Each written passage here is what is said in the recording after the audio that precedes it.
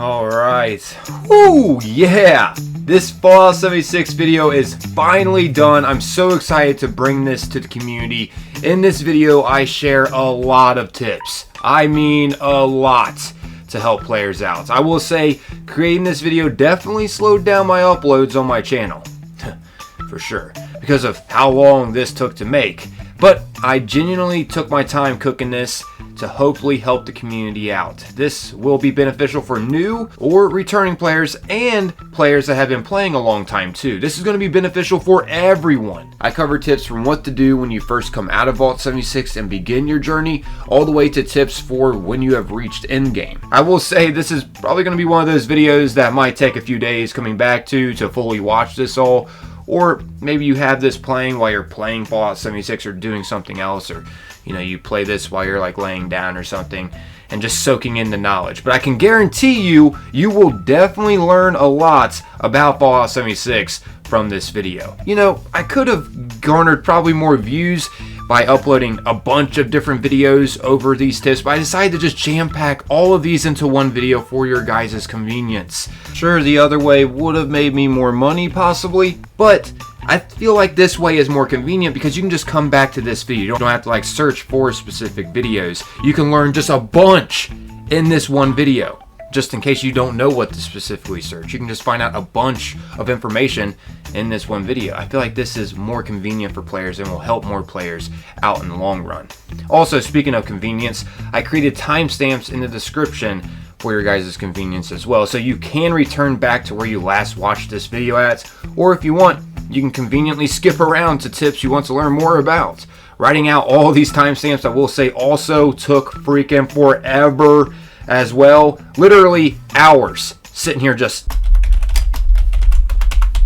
I kid you not, dude. But like I said, I took my time cooking this. I did not rush it at all. So yeah, please feel free to use the timestamps as well to help navigate through all of this. Also, consider leaving a like to help support this video. That'd be greatly appreciated. And heck, possibly even leave a comment of some kind as well. That helps push this video out more in the algorithm. And so does watch time too. The longer you watch this video, the more it gets pushed out into the algorithm for more players to see. Hopefully this gets out to a lot of players, so it helps a lot of players out. I did make this in thought of returning players too, of what those players might have missed out on from returning. So yeah, I added a lot of tips over the new features too as well in this video. Also, if you want, share this. If you know of anyone trying to learn the game, that'd be greatly appreciated, because I genuinely made this to hopefully help players stick around in Fallout 76, because I know there is a lot to grasp, but within this one video you're going to learn pretty much everything you need to know about the game. So yeah, let's go ahead and get into all of this now. Enjoy. So this first one's pretty basic, but just in case you're brand new to the game and don't know, there are legendary variant enemies. These enemies just spawn randomly throughout the wasteland, and when you take them out, they'll have legendary gear on them, a random legendary weapon or armor. You'll find random 1 to 3 star legendaries. If it's a 3-star, that means it'll have 3 different legendary effects on it. If it's a 2-star, it'll have 2 legendary effects on it. If it's a 1-star, it'll have 1. You get it. You can also find 4 stars, but those come specifically from the raid, which I'll get into that a little later. You can also get legendary gear from completing public events and other things as well. Not only do you usually get rewarded legendary gear for completing the public events, but typically during public events you'll find plenty of legendary enemies around too that will spawn.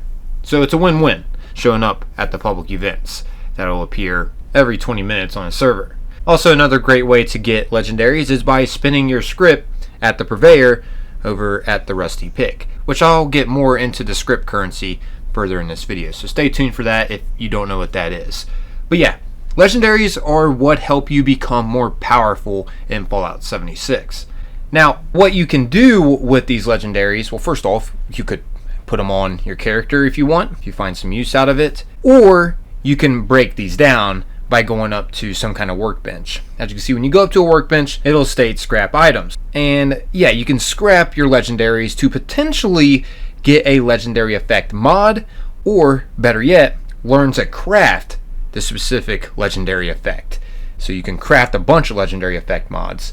If you do learn to craft the legendary effect mod, you just have to go up to a tinker's workbench, and here is where you can craft those specific legendary effects that you've unlocked by breaking down, the weapons and armor that you broke down to learn the legendary effects. Now, keep in mind, you don't always get a legendary mod or learn to craft them. It's a pretty low chance, but the more you break down over time, of course, you'll get a legendary mod, and also, of course, over time, you'll learn how to craft these legendary mods so you can make an infinite amount of them.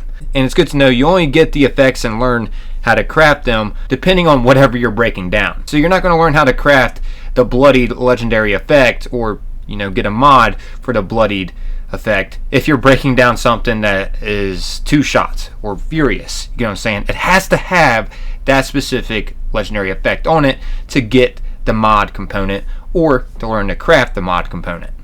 And the reason why this is handy is because you can craft your own legendary armor and legendary weapons with these legendary mod effects. So say, like, for example, I want a weapon with furious on it. I'll have to break down enough furious legendary effect weapons until I learn how to craft it, or I get my own legendary mod, and then I can apply that furious effect on another weapon that I want to have it on. You know what I'm saying? You can create your own kind of legendary weapon or armor.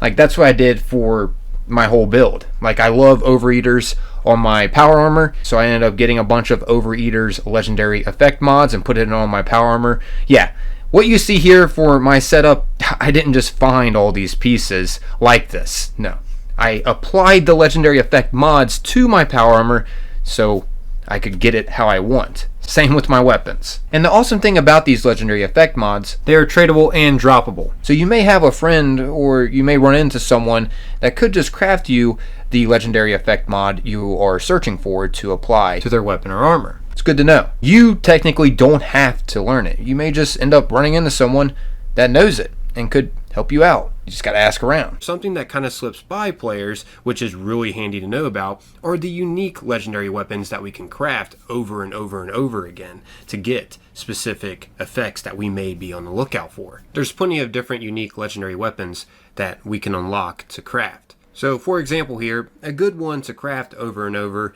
would be the Unstoppable Monster, the Death Call Gauntlet. We can unlock how to craft this from getting the Unstoppable Monster plan from doing daily ops. Keep in mind, that is how you're able to craft the Unstoppable Monster. You're going to have to get the plan first, which once again drops from the daily ops. Once you unlock it, you'll then be able to craft it at a weapons workbench under edged melee weapons. But like I mentioned before, there's plenty of other unique legendary weapons out there that you can mass produce by crafting them. This is just one example. Also, to get the effects and learn to craft them, it's all RNG. So you could get it by scrapping it once, or it could take 100. It's completely random. I just wanted to share with you guys some more unique legendary weapons that you can craft over and over. Another good one would be the Gutter. You learn to craft this from a plan that you get once again from the daily ops. But once you learn how to craft the Gutter, you can craft this over and over and then break it down over and over to potentially get a vampire's effect from. Anyways, another good one to break down over and over would be the Nuka launcher, which this is something that you can purchase from the Atomic Shop to unlock it, or this was also an old scoreboard weapon that we could unlock. But yeah, breaking down this, you can also unlock all the effects on it. You can also, once again, learn how to craft these effects too. You won't always just get modifications for breaking these down. And one of my favorites, the Facebreaker. This has the Furious effect on it, as well as some other ones. The Furious is a very handy legendary effect to have. It's the meta right now. We unlock this from the Brotherhood of Steel questline, specifically the quest called A Knight's Penance. But yeah, you can break down this one over and over and have a potential chance of getting legendary effects. And by the way, you can start the Brotherhood of Steel questline to unlock how to craft the Facebreaker right over here on the map at Fort Atlas. So keep that in mind. But yeah, there's plenty more unique legendary weapons you can learn to craft to break down over and over to get the legendary mods and learn to craft them. I just decided to give you a few examples. Oh, and also something else pretty handy to know to learn how to craft them even faster is by breaking down the mods. It gives you like a 0.5% higher chance to actually learn how to craft the legendary effect mod. Sure, it's not that much higher of a percentage of learning how to craft them, but hey, it's a little higher. Ups your chances a little bit more. Keep that in mind. You can break down the mods too. Now, lastly, for a few other tips I wanted to share with you all that involves legendary crafting is, first off, you can start with a clean slate with your weapon. you'll learn how to craft different weapons. Like for an example here, as you can see, I can craft a level 45 crossbow with no legendary effects on it, right? So I'm starting with a clean slate.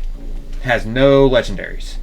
Now if I go over to modify and repair on the weapons workbench, after crafting, as you can see, I now have it. However, I'm not able to apply my own legendary effects yet that I've unlocked to apply. First, I have to add 3 random ones. So let me go ahead and just do that. So now I just applied 3 random ones. As you can see, now I can change these 3 legendary effects I just applied to the crossbow. Those random ones that applied, you know, technically I don't have to unlock those. That is something else you could do. You can make random legendary weapons too, to potentially get the legendary effects you want. Of course, the odds are lower though of getting something you want if you know, have the mod or you know how to craft them. But yeah, now I can go ahead and apply what I want to the crossbow. Like for example, I want Furious on this crossbow, so I can now go ahead and apply that to it. So yeah, that's how you can, you know, craft your own random legendary weapons, and also that's how you apply the legendary effects to the weapon. You just go to modify on the weapons workbench after applying the random legendaries. Also keep in mind, it's not just legendary weapons you can craft. If you head up to an armor's workbench, for example, you can craft armor too and turn that into legendaries as well. I'll go ahead and give you a quick example. Let me go ahead and just make, I don't know, a random heavy combat armor piece. As you can see, just made that. Now, all I want to do is just switch over to modify and then go and click on the armor that you're wanting to turn into a legendary.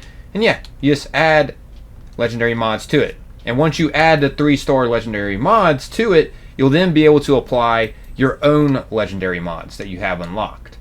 As you can see here, if I want to add Lucid to this, that's a great new legendary effect if you're a ghoul to put on. If I want to have Overeaters to this, I can do that too. Yeah, that's how it works. And the same for power armor. You can turn power armor into legendaries too. All you gotta do is have a power armor chassis,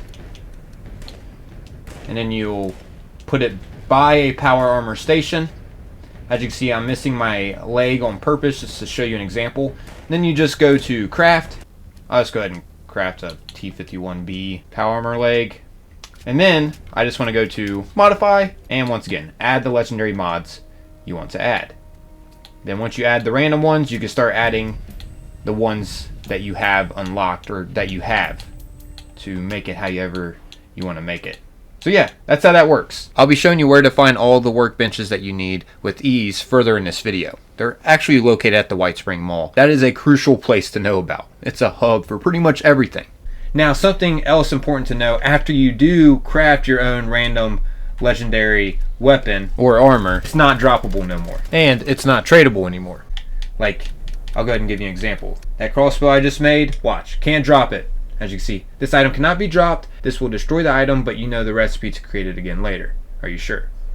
So yeah, keep that in mind, guys. If you are trying to be nice to a buddy or something, or you're trying to hook someone up, just drop the mod components and the regular weapon or armor without adding legendaries to it. That's important, because once you add those legendaries to it, you can't drop or trade. So yeah, just drop the regular weapon and the mod components, so that way the person will still be able to craft the weapon or armor you're trying to hook them up with. So yeah, there's a few other pointers I thought I'd throw out there that involves the legendary crafting system. It's a pretty important system to know. So I figured I would talk about this first. Quite a bit of tips jam-packed about all of this to start off with.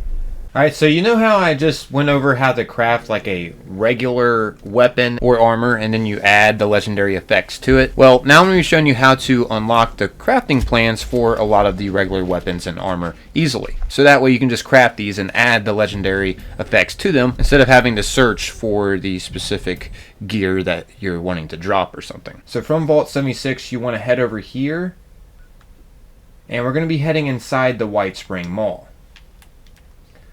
So when you get over here at the Whitespring, you just want to head in here.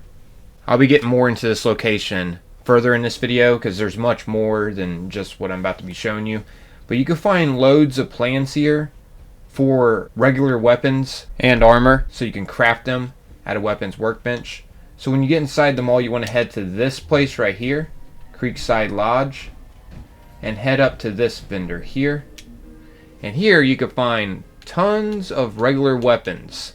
Like, I could get the plan for the combat shotgun, so I can craft regular combat shotguns and then add legendary effects on it. Also tons of other stuff here. As you can see, you can learn how to craft T60 power armor modifications, as well as T45, power armor modifications, and just plenty of other plans that you might be missing. So yeah, that's one vendor I suggest checking out inside the mall. Also, if you head over here and head inside this place right here that states Free States local goods out front, you could trade with this Free States vendor here and find a bunch of plans too that you may not know. This is where you can get the crossbow plan, by the way, and a bunch of other weapon plans and armor plans and stuff like that that you may not know that can benefit you. Keep in mind, once again, you can make armor into legendaries too. Just throwing it out there. If you're trying to learn how to craft like a regular variant of a weapon or armor, this is the place where you go to get the plans so you can craft a regular variant. And just to be sure, just in case you don't know, to learn the plan that you get, you just go to your notes category in your Pip-Boy and then go to plan. And yeah, you just use the plan to learn how to craft whatever plan it is. I'll be getting more into this place further in this video because it's extremely crucial to know about this area. Next up here, I'm going to be getting into locking your items. This is crucial because when you go to, scrap your items, you don't want to accidentally scrap the stuff you actually use. I can't scrap these weapons, you see? Because they are locked, but I can scrap the ones that aren't locked. Anyways, yeah, so how you lock, it'll state at the bottom of your Pip-Boy when you pull up your menu. So for Xbox, it's just holding in Y. Just hold in Y and lock whatever you're wanting locked that you don't want to accidentally scrap. Like, I have locked my whole power armor set because I don't want to scrap this. I've also locked everything on my power armor too because I don't want to scrap anything on my power armor. It's set up how I want it to be set up. Don't want to accidentally scrap it and then have to put it together again, Okay, now let's get into the loot all feature. This is a great feature to know about. I'll go ahead and just take out all of these ghouls right here just to show you a quick example of why it's good to know. So I'm just going to be taking out a bunch of enemies, right? And there's a way where you can just search all of the enemies that you took out. Like, I'm not keeping track of all that. But an easy way to just check out what all you took out around, you just go to transfer. As you can see, it's X on Xbox on a body. And this will show all of the nearby enemies and what they had on them. So you might have took out a legendary that was far away or something. The radius for this loot all around is pretty big. So you might have took out a legendary enemy that you didn't realize or something that was further away. This is the way to check. And if you want, you can just quickly loot all of the enemies just by simply taking all, as you can see at the bottom there. X to take all. So bam, I just took all that with ease without having to worry about what's on everything else. I will say though, it's good to know sometimes it doesn't always register every single enemy. See, like, some things highlighted, like for instance I see quite a bit of meat piles here. Just go up, once again press X to transfer, and then just take all if you want to take everything, and then worry about scrapping all the junk later or something like that. Easy and great feature to know about, to just search everything nearby. And you could choose to just take all instead of just having to take the loot one by one from each of the enemies you took out. Okay, so now let's get into the importance of the Scrip currency and how to get it. First off, the Scrip currency can be used to modify your legendaries. So say like you want to apply a specific legendary mod to one of your legendary weapons. You're going to have legendary Scrip, as you can see. It requires the legendary mod, obviously, to put on your weapon, and it's going to require legendary Scrip. So yeah, that's one important reason to get Scrip. And how you get Scrip, there's multiple different ways. As you can see, you can just scrap unwanted legendaries if you wanted, and that will provide you with some legendary Scrip. As you can see, it states what I'll be receiving when I break down this 1-star legendary weapon. I'll have a chance to get Medic's legendary mod and learn to craft it too. So before you break things down, it's going to tell you, for instance, what I get for breaking down this 2-star legendary weapon. I get 2 legendary Scrip for breaking it down, for scrapping it. Now also, instead of doing it like that, I mean, that is a way on how you get the mods and learn to craft it, but also you can turn your legendaries into a legendary Scrip machine, which you can find legendary Scrip machines at all train stations on the map. There are plenty of train stations that you can go to. You can find a legendary exchange machine there where you can exchange your legendaries for Scrip, or you can find it in the mall, once again, the Whitespring Mall, or you can just go to where the Purveyor is at. That is the Scrip vendor. The Purveyor can be found over here at the Rusty Pick, which is located in the ash heap over here. Once you find this location, it'll be a free fast travel point too that you can go to. So let's head over here to the Rusty Pick. So yeah, here's the outside of the Rusty Pick. Just head on in, and this is where the Purveyor is located at. Now first, I just want to show you how to use the legendary exchange machine, or legendary Scrip machine, whatever you want to call it. As you can see, here it is, the legendary exchange, and this is going to exchange your legendary weapons and armor for Scrip. And as you can see, I have a max of 500 I can get out of the exchange machine per day. So yeah, as you can see, I already have an insane amount of legendary Scrip, but I'll go ahead and give you examples of what this stuff is worth. As you can see, if you try to exchange a 3-star legendary weapon, you'll get 40 Scrip for it. So quite a bit of Scrip there. If you exchange a 2-star legendary weapon, you'll get 15. And a 1-star legendary weapon will be worth 5. Armor is worth a little bit less. I'll just give you a quick example. With this 2-star legendary armor piece I have, you'll get 9 Scrip. So armor is worth less Scrip, but hey, it all adds up, right? Now, what you could do with this Scrip, once you get plenty, you could, craft legendary weapons and armor, but also you can go to this Purveyor Murmurger or whatever, and trade with them. And here's where you can buy legendary modules for Scrip. Legendary modules are also used to make legendary weapons and armor. That's how you turn them into legendaries at first. And then when you go to apply your own legendary effects, it's going to cost legendary Scrip. Real quick here, I'll just give you a quick example. This works for weapons and armor, but what you want to do is go to craft, right?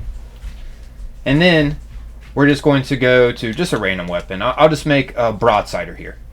So make a broadsider, that's just going to cost regular junk scrap. But when you go to turn this into a legendary by adding legendary effects to it, it's going to cost you legendary modules. As you can see, 15 to turn it into a 3-star legendary weapon.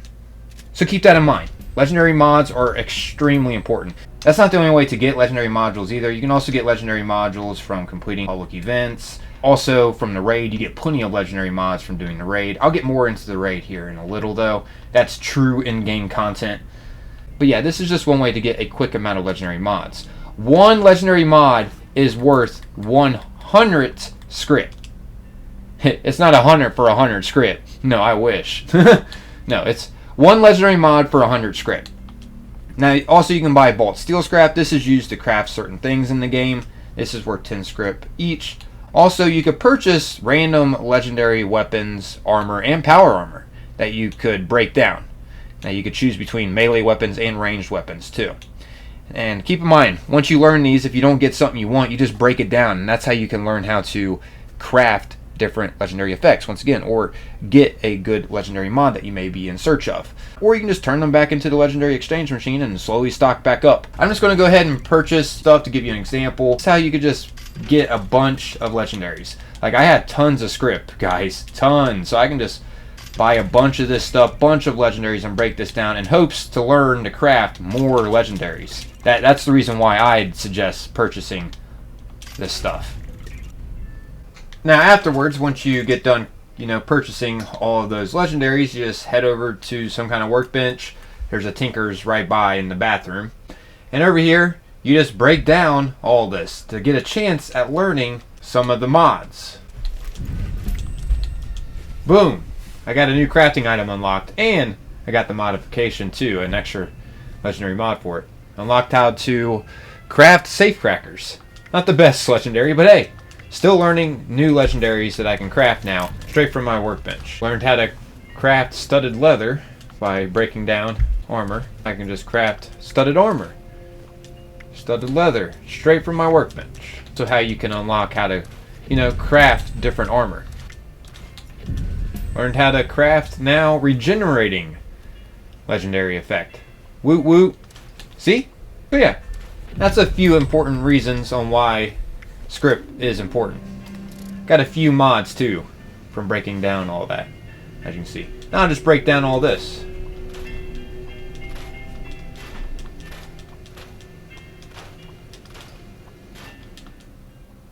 That I didn't get from here. That's the 4-star legendaries, which I'll be getting into next. Go ahead and store all of that in here. Keep in mind, you can store legendary modules in your scrap box if you have Fallout first. Because legendary modules, you know, they weigh quite a bit. It's pretty convenient to put them in your Fallout first scrap box if you have that available. Okay, so next up here is over the raid, which is how you can get 4-star legendaries. As you can see, it's called the Gleaming Depths. If you head over here on the map, you'll find this area, and this is the true end game. Bethesda absolutely landed it with this raid. I have a feeling they will be adding more because, dude, this got amazing feedback, and this is actually genuinely some fun content in Fallout 76. As you can see, when you get over here, you'll have this little raid hub area that you can utilize. Has a weapons workbench, armor workbench, you know, all the workbenches, as well as a scrap box, stash box, ammo storage box, and down here you can even find an aid storage box too, as well as a power armor station and whatnot, and a place where you can change up your perk cards. And by the way, in case you're wondering about that dinosaur and stuff nearby, no, that won't be over here when you come over here, more than likely. That's part of my camp. I built my base down here next to the raid because I like helping others get through it. The entrance to the raid will be located right over here. There's 5 different stages in the raid, so there will be 5 different difficult parts you'll have to take on in here, and each part that you take on, you'll get loads of XP, loads of ammunition, loads of junk scrap, loads of legendaries you can break down. And specifically, this is how you can get 4-star legendaries as well as a special power armor called the Vulcan Power Armor set. Yeah, after each part of the raid, you have a chance to get a Vulcan Power Armor piece for the set, or you can get the Power Armor plans to learn to craft each of the pieces. You also get the modifications for the Power Armor as well from doing the raid, but those seem to be more rare to drop, I will say. I'm not going to get into how to do every single part within the raid, but let's just say it's definitely worth it. Also, something new that was recently added, every week there will be a special challenge called Gleaming Depths Complete All Encounters.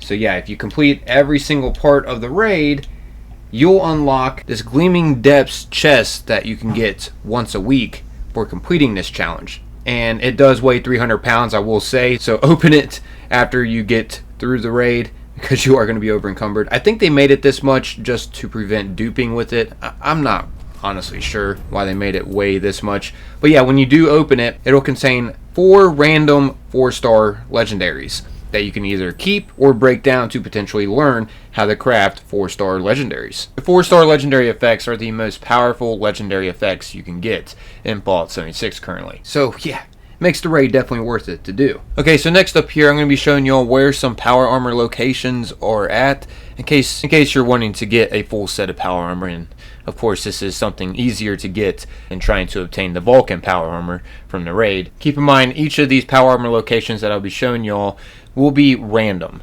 You could find T60, T51B, or Raider at some of these, and when you hop servers, it could be something different. Also, there will be different pieces on them too when you do hop servers. So say like you find like a T60B with the right arm, helmet, and chest on it one time. The other time you could find the left arm and legs, so keep that in mind. That's how you can get the full set.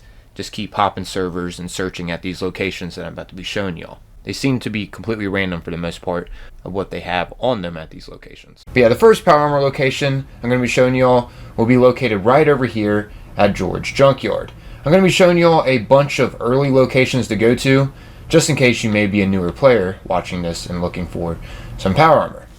Over here at the Junkyard, you can have a potential chance of finding a power armor inside this locked trailer right here. It will have a level 3 lock on it, so keep that in mind.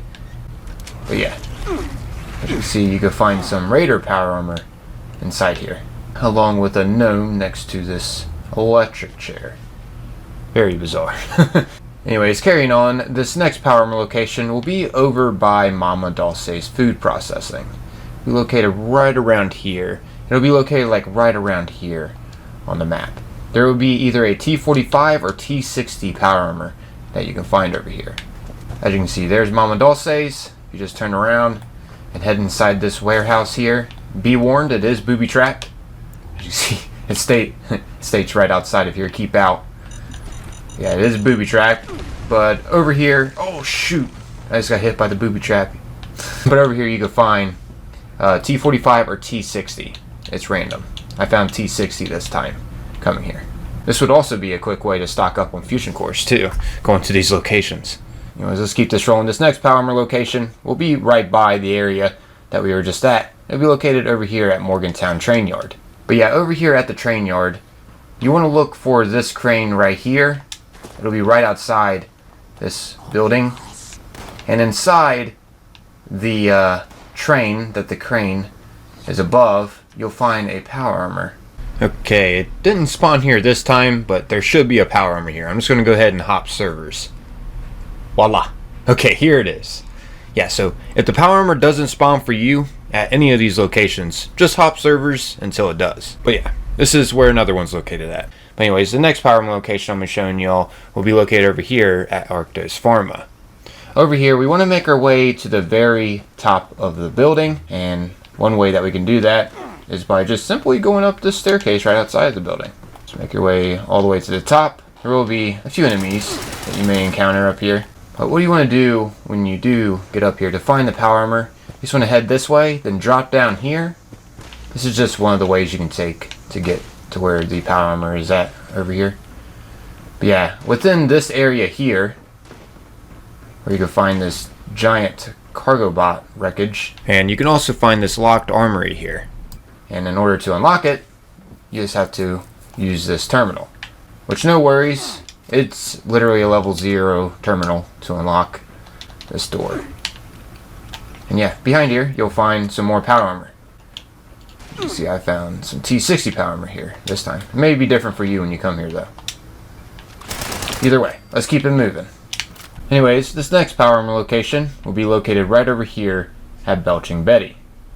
Over here, right outside the mine of Belching Betty, you can find some power armor in here. Found some T51B. But yeah, let's keep it pushing. Okay, so this next ones are going to be over the Ghoul and how to transform into it, and also what all happens when you do. Now, keep in mind, you can turn back into a human after you turn into a Ghoul once for free, but if you wish to turn back into a Ghoul after you turned back into a human, it is going to cost you atoms on that same account. Keep in mind, you can make another character though and turn into a Ghoul on that other new character that you've made. You can create multiple characters. I'll be explaining how to do that exactly a little later. First though, I just want to show you how to turn into the Ghoul, and then we'll get into how to turn back into a human if you want to. But yeah, first things first, to become a Ghoul, you're going to have to be at least level 50. And once you become level 50, you're going to unlock a quest line called Leap of Faith. As you can see at the top right there, it states to listen to the distress signal. Once you turn level 50, once again, you will unlock this quest. It'll be in the main quest. So yeah, let's go ahead and listen to this distress signal on the radio tab. Alright, so now once we listen to the distress signal, it's going to state, look for the wounded scavenger. So pretty self-explanatory here. So first off, I'm going to stop playing the distress signal by going back to the radio tab. Just clicking the distress signal so that's not playing on repeat. Now I'm going to go over to data, go down to Leap of Faith, and I'm going to press the button that is required to show on map. On Xbox, it is RB. So yeah, it's telling me to come over here at the Whitespring Resort. So let's do that. Now to skip a little forward past all this quest line, because it's pretty self-explanatory how to get through it. You just gotta follow the waypoints and whatnot, and interact with different NPCs. Don't want to spoil too much within this. I'm just trying to get the point across of how you can become a Ghoul if you want to. So yeah, after you complete the Leap of Faith quest, you will then get another quest called A Fresh Pair of Jeans. This is the quest that allows you to become a Ghoul. It's right after the Leap of Faith quest. It'll be located up here at the Hillside Cavern. It'll be coming up here at the end of the Leap of Faith quest. It's right next to the compass, way up here in the middle of nowhere. But yeah, I'll go ahead and show you all how this works. You just go ahead and speak to Parthenia here, and then you'll have the options to either choose to become a Ghoul, or you can choose to stay human. So for the sake of this tip on how to become a ghoul, I'm going to go with the option, I'm ready, turn me into a ghoul. Once you choose that, I'm not going to spoil too much after this, but let's just say some things happen. And then eventually you're going to wake up as a ghoul. And you can modify your ghoul character when you do first wake up here. And also something will pop up that will explain to you the benefits of becoming a ghoul, as well as the restrictions you now have also when you become a ghoul. The major restriction that you have to worry about is now when you go to do quest lines, you're going to have to be in a disguise, and you can get the disguise inside this facility where you woke up at after becoming a ghoul, called Radiant Hills. You get it from Vo in here. It's important to know though that you can only remove this disguise by interacting with Vo again and having her remove it from you. You can't just simply take it off you and yeah, you're out of the disguise. It doesn't work like that, unfortunately. That is one of the downfalls of becoming a ghoul. Some of the benefits real quick are, you got special perk cards that you can only use as a ghoul to make you stronger. You also have a glow meter that will benefit you. The more rads you have, rads now heal you, basically. They don't hurt you. The glow acts as a shield. It's like a second health bar. And also you'll have a feral meter, which you get the feral meter up more by taking chems. Keep in mind though, you can still get the negative side effects by becoming addicted to chems, so watch taking the same one over and over and over again at the same time. And to sum up what the feral meter does, if you have it full, you'll become more accurate with shooting with your guns. That's including with VATS too, not just hip fire. Also, it increases your strength, endurance, and HP. But if you have your feral meter low, there's going to be some massive penalties such as negative 99 charisma. You have a huge loss with accuracy with your weapons, including with VATS. It literally gives a whopping negative 300% gun accuracy reduction, and it reduces your hit points and action points. But you gain a massive plus 150% extra melee damage boost. So if you're wanting to go the melee route, having your feral meter low would be the best bet. You basically become a literal feral ghoul if you have it low. But it's important to keep your feral meter high though if you are using guns. So yeah, the ghoul basically lives off chems and radiation. It's totally different than a human. And yeah, that's how you get a lot of the ghoul perk cards to proc, by having your feral meter high or low and having the glow meter, which you get the glow meter by radiation. Speaking of radiation, a great place to go to get radiation easily is by heading over to West Tech. Over inside this facility, you can gather something called toxic goo really quick. And toxic goo gives you tons of radiation if you drink it. You can find the toxic goo literally right here. You can just gather a bunch of it inside the facility. And yeah, just have it ready to go to keep your glow up. Also, speaking of this, I guess now it's important to talk about favoriting items and weapons and whatnot. If you want to favor anything to add it to your Hot Wheel so you can quickly hot swap and use it, all you gotta do, as you can see at the bottom there, it states to add as a favorite by pressing RB if you're on Xbox. It'll be something different for you if you're on a different platform. Like for instance, if you're on PC, it's going to say C. So yeah, by favoriting it, a heart will show up next to the thing you're favoriting in your inventory, and it'll be added to your Hot Wheel, and then you can just quickly hot swap to it to use it. So you don't have to go in your Pip-Boy to have to use it over and over again. You can just quickly hot swap to it.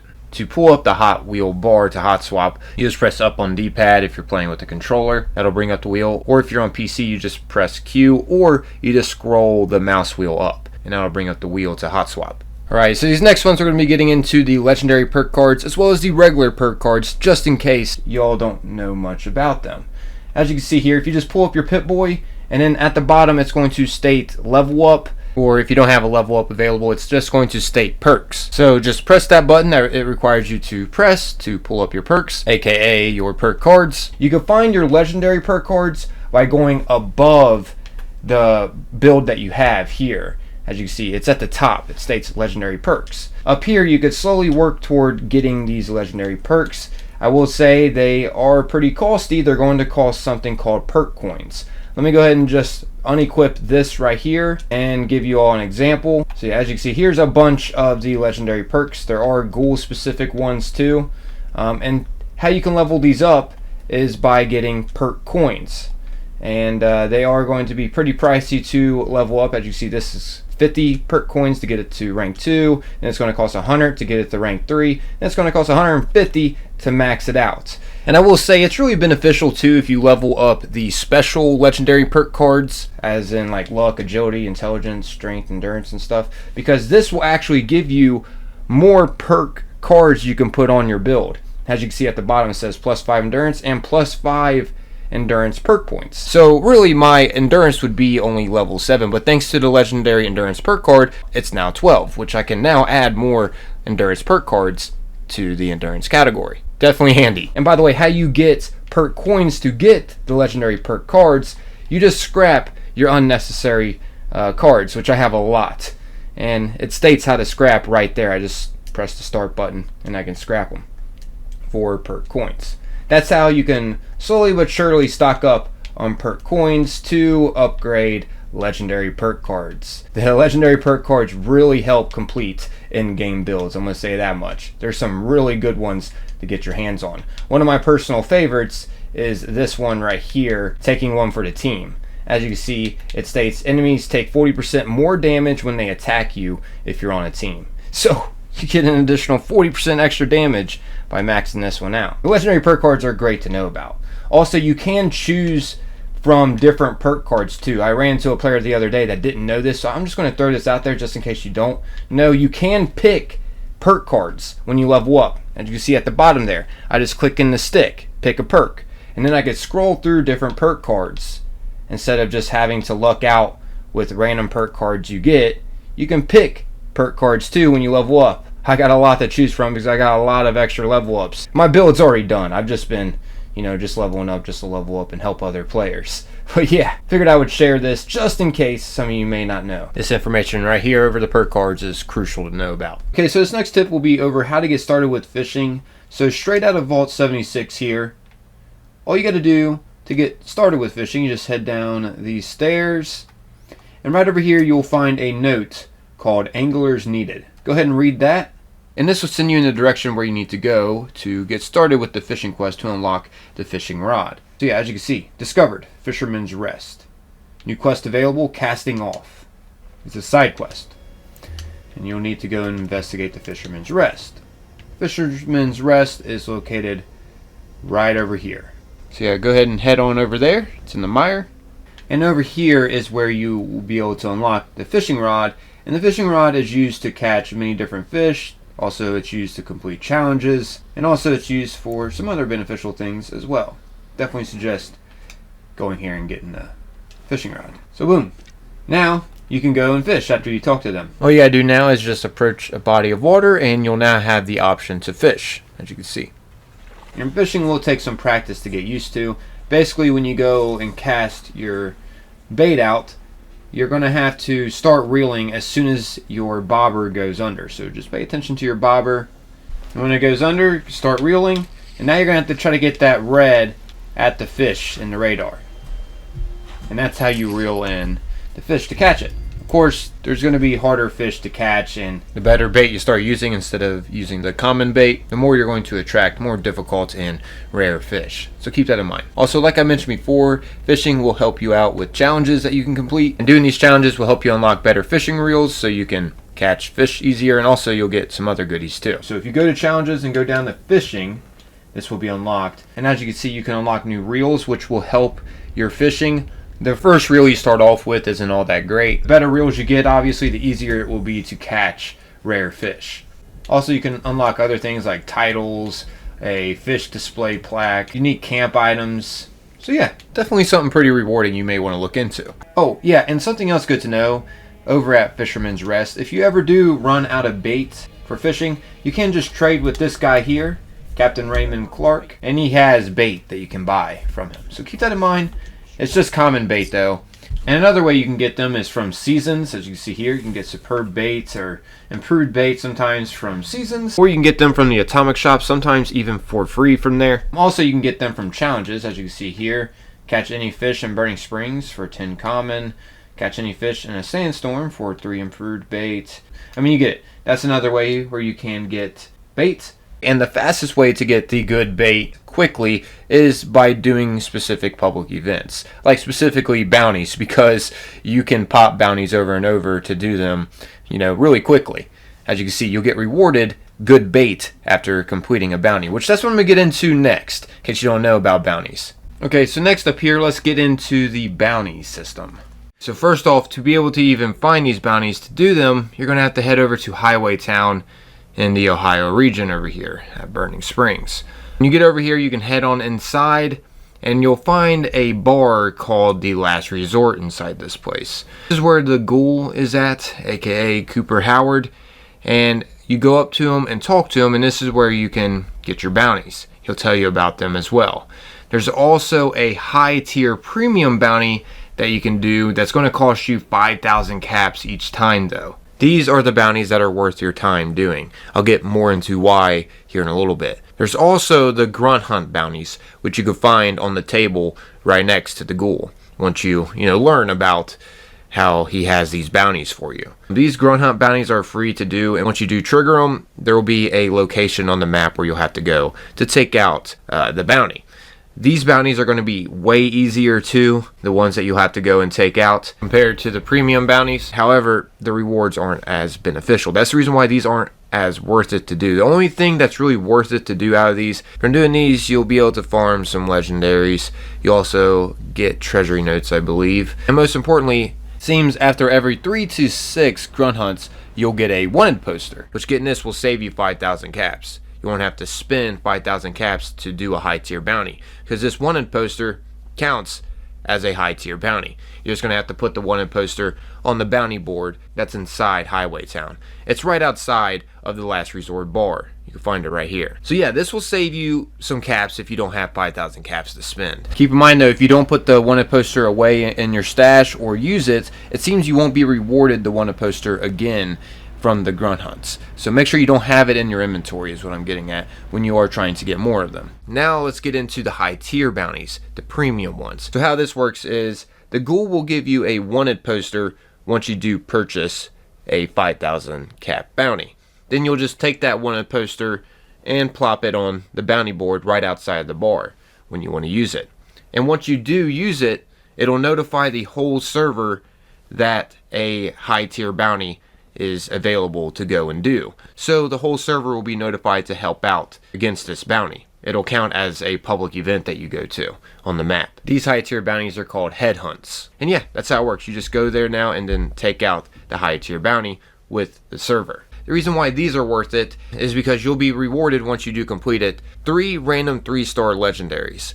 And these legendaries have a potential chance to have the new legendary effects on them. And as you know, if you break down weapons and armor with legendary effects, you'll have a random chance of getting the mods to be added into your inventory so you could put those effects on your gear. Or if you're lucky enough, you could learn the crafting plan too for the legendary effect. Keep in mind also, grunt hunts do drop these special effects that only come from the bounties as well. They just seem to be lower of a drop rate compared to head hunts. Also, by doing head hunts and grunt hunt bounties, you'll unlock special outfits and camp plans too. You can find this within the challenges of Burning Springs within the main menu. Pretty awesome. Of course, also you'll be rewarded treasury notes, caps, legendary modules, and even bait. So yeah, these are definitely worth it to go and do. Okay, so this next one here, I'm just going to show you a quick way to be able to repair that you might not have known about. As you know, you can go up to an armor's workbench to repair your armor. You can go up to, a power armor station to repair your power armor. Or you can go up to a weapons workbench to repair your weapons. But some of you may not know, you can get basic repair kits and improved repair kits from doing specific events.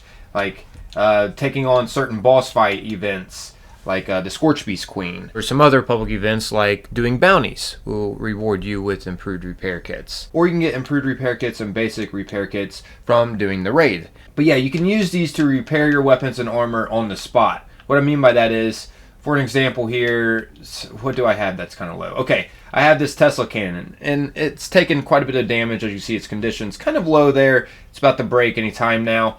All I gotta do is just literally inspect it, and then I can choose a repair kit, as you see at the bottom. Just press Y, and I could choose either basic repair kit or improved repair kit. And yeah, it's that easy. You'll get improved repair kits and basic repair kits over time. You can also purchase them from the Atomic Shop too, but I highly suggest not to do that because you can get them a lot from like public events around in the game. Like I just mentioned, taking on the Scorch Beast Queen or doing bounties will reward you with repair kits. And keep in mind, improved repair kits will repair your stuff above 100%, so you'll have even better condition.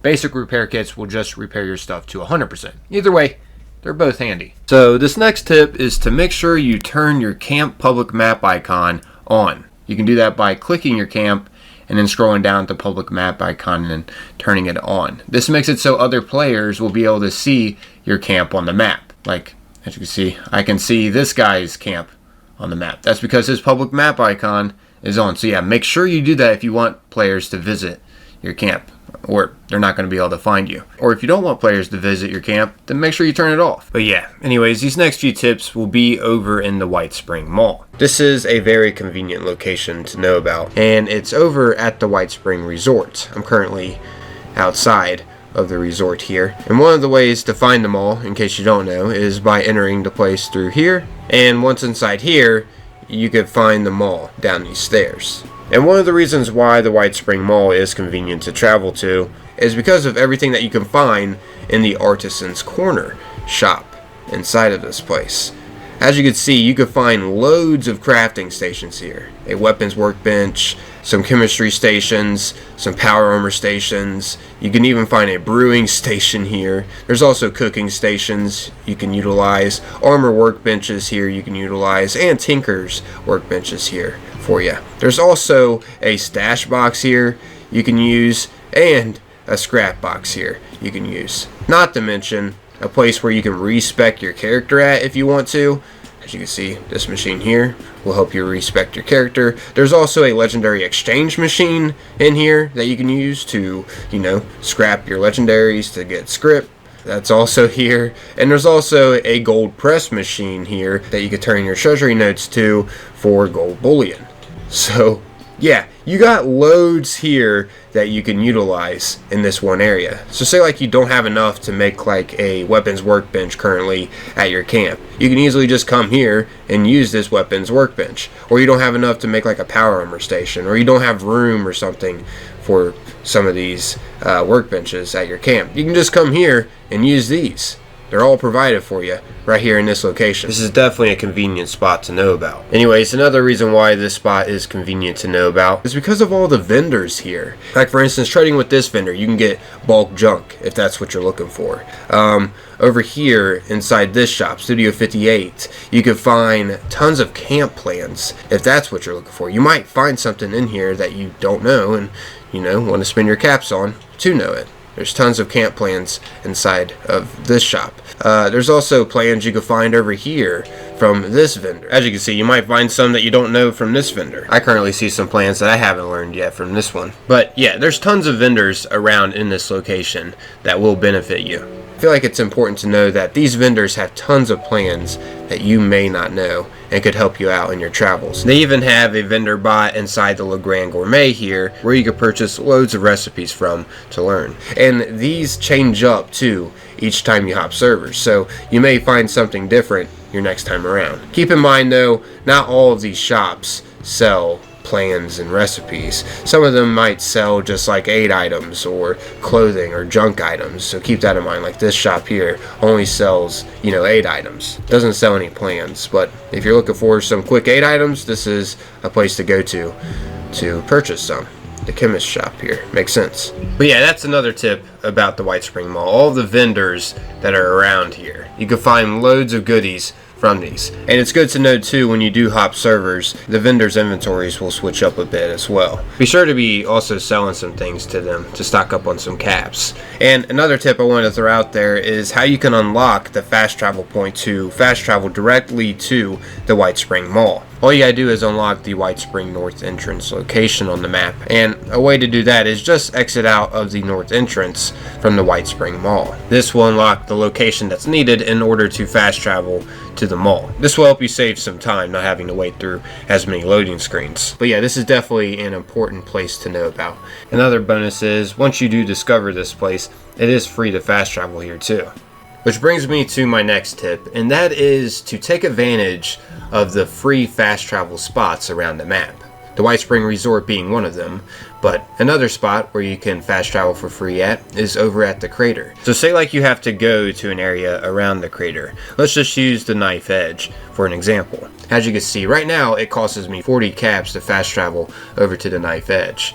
However, if I fast travel to the crater first, and then fast travel over to the Knife Edge, as you can see, it only costs us 2 caps now. So I just saved myself 38 caps from just fast traveling from where I once was. But yeah, some other spots where we could fast travel free at are over at Foundation, the Settlers Settlement, and we can also fast travel free to Fort Atlas, right here, where the Brotherhood of Steel's at.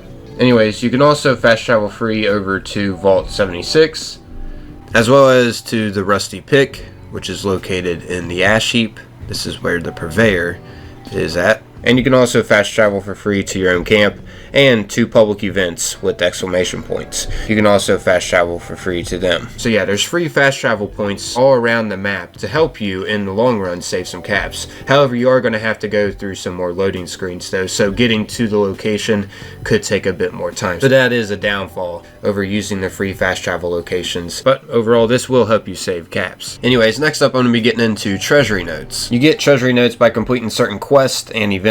Depending on the difficulty level of the event will be how much Treasury notes you'll be rewarded for completing that specific event. Like as you can see here, the event Heart of the Swamp is available to go do, and if I go over and click on the event to join it, it states what I'll get from completing it. As you can see, the potential rewards are legendary items, legendary cores, and treasury notes. And the amount of treasury notes you get depend on the difficulty level of the public event. Like for example, medium difficulty public events like the Heart of the Swamp, you get 3 treasury notes when completing. And for hard difficulty level public events, you'll get 4 treasury notes.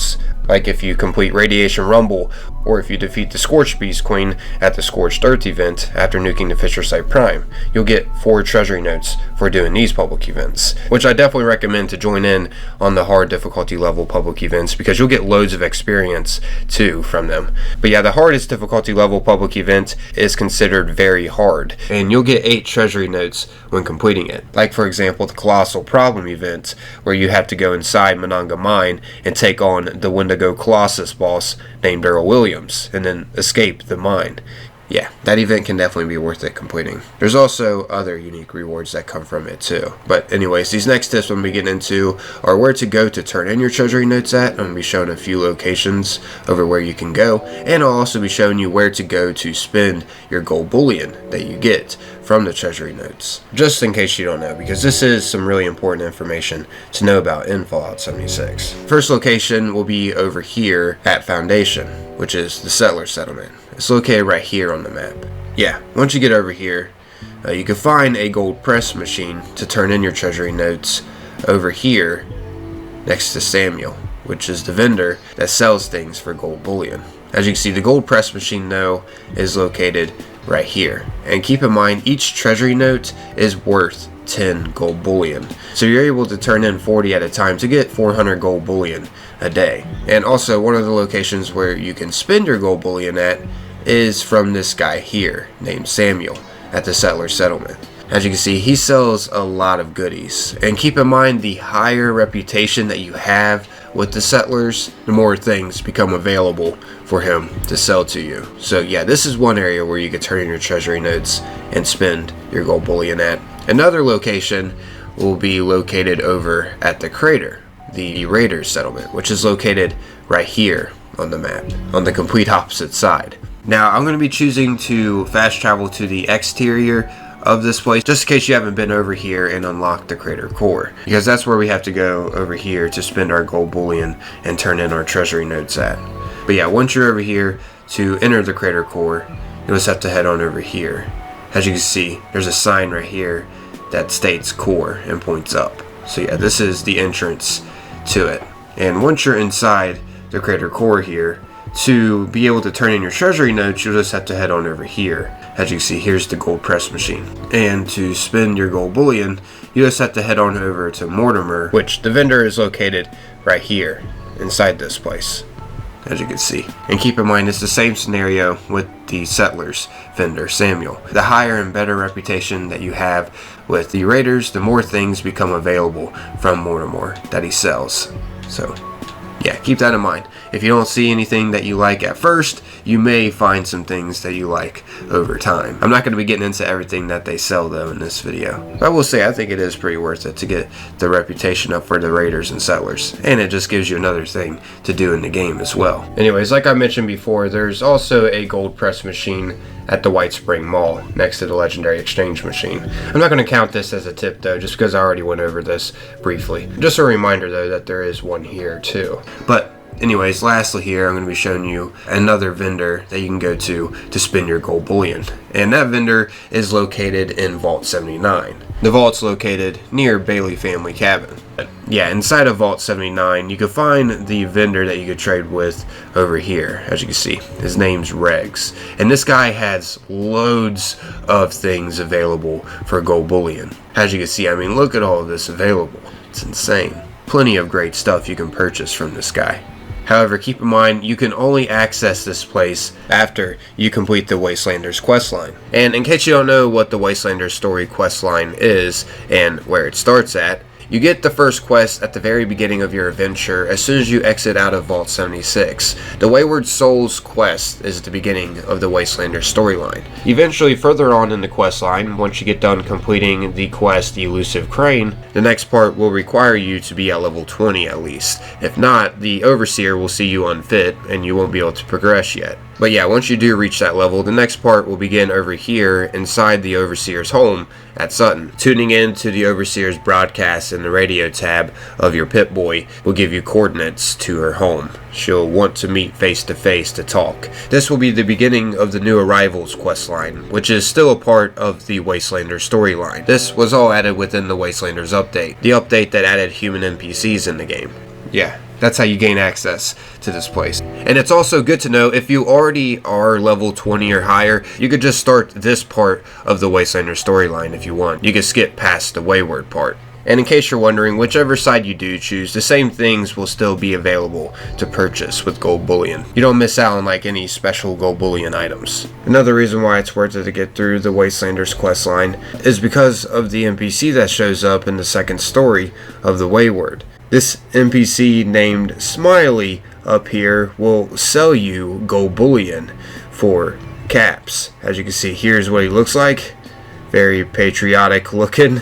And yeah, if you go and talk to him, he can actually sell you gold bullion. You just tell him you're interested in gold bullion, and here are the options that'll come up. You can pay 1,000 caps to get 50 gold bullion, 2,000 to get 100, 3,000 for 150, 4,000 for 200, 5,000 for 250, and 6,000 caps for 300 gold bullion. You're able to purchase 300 gold bullion from this guy per week.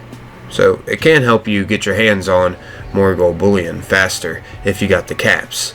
This is just another reason why getting through the Wastelanders questline is worth it. Anyways, this next tip is over the personal terminal that we can get. This is available for free in the Atomic Shop in the utility category.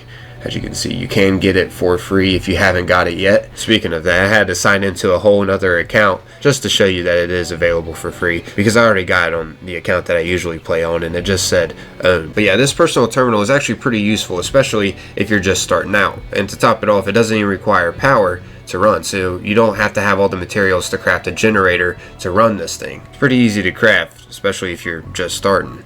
As you can see, it's just going to require 4 aluminum, 2 circuitry, 2 copper, and 2 rubber. But yeah, once you got it at your camp, just go up and use it, and go down and check out automated alerts. And as you can see, these options can be available: anomalous seismic activity, unknown machinery at train stations, and suspicious person. Each of these will trigger a specific mini miscellaneous quest for you. These quests actually are great at introducing you to some important things in the game. such as, for one, the anomalous seismic activity option will give you coordinates to where the Purveyor is located at the Rusty Pick, which I already covered the Purveyor and Scrip earlier in this video, so I'm not going to get too much into this. But anyways, yeah, the next option on this terminal, the unknown machinery at train stations option on the personal terminal, will let you know about how these strange machines are around train stations. And these strange machines are legendary exchange machines. So yeah, these coordinates will lead you straight to a legendary exchange machine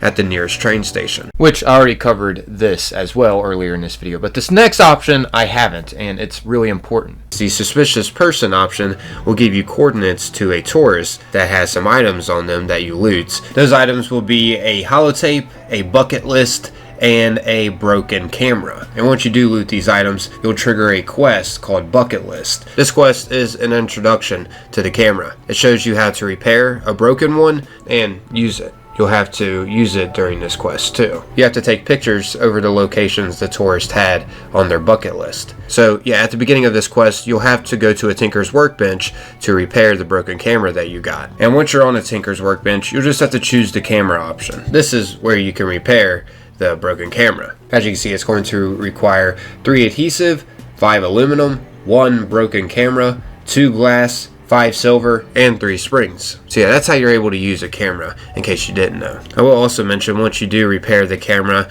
you'll also get some film with it too, which is beneficial because it does require it to use it. Whenever you run out, you can just craft more at the same place where you're able to repair the broken camera on the Tinker's Workbench. I will also mention, completing the bucket list rewards you with some caps, some photo frames for photo mode. It'll also reward you with a camera lens modification to make it so you can zoom in with your camera, and you'll get a postcard collage poster that you can place at your camp, and of course some experience too. So yeah, you get some unique things for completing this. Anyways, this next tip is one of the benefits over getting the camera. Once you complete the New Arrivals questline and trigger the Overseer Overseen main quest, which is the next part of the Wastelanders story questline, you'll also unlock the ability to do a very useful daily quest with Davenport that requires a camera to complete. As you can see, as soon as I completed the New Arrivals, a miscellaneous quest popped up to go talk to Davenport. This is a useful daily quest you can do with the robot that's inside the basement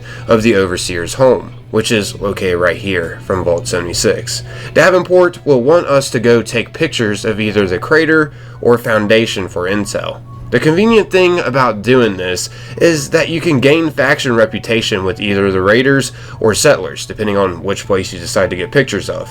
For example, I just took pictures around the crater, and now I have a choice to return these to Davenport or show these to Ward to get faction reputation experience. I gotta say, it's definitely worth it to show the faction because, as some of you may know, it takes a very long time to get max reputation with the settlers and raiders. So doing this for some extra faction reputation each day will definitely help the process of getting to max. This is a great benefit to know about that you can do if you take the time to get the camera. Anyways, afterwards, once you do get the faction reputation experience, be sure to return to Davenport to fully complete this daily quest so you can repeat it the next day for more faction reputation. I will mention another tip: if you have 8 and higher charisma, when you do return to the robot, you don't have to technically tell them that you sold the photos to someone else.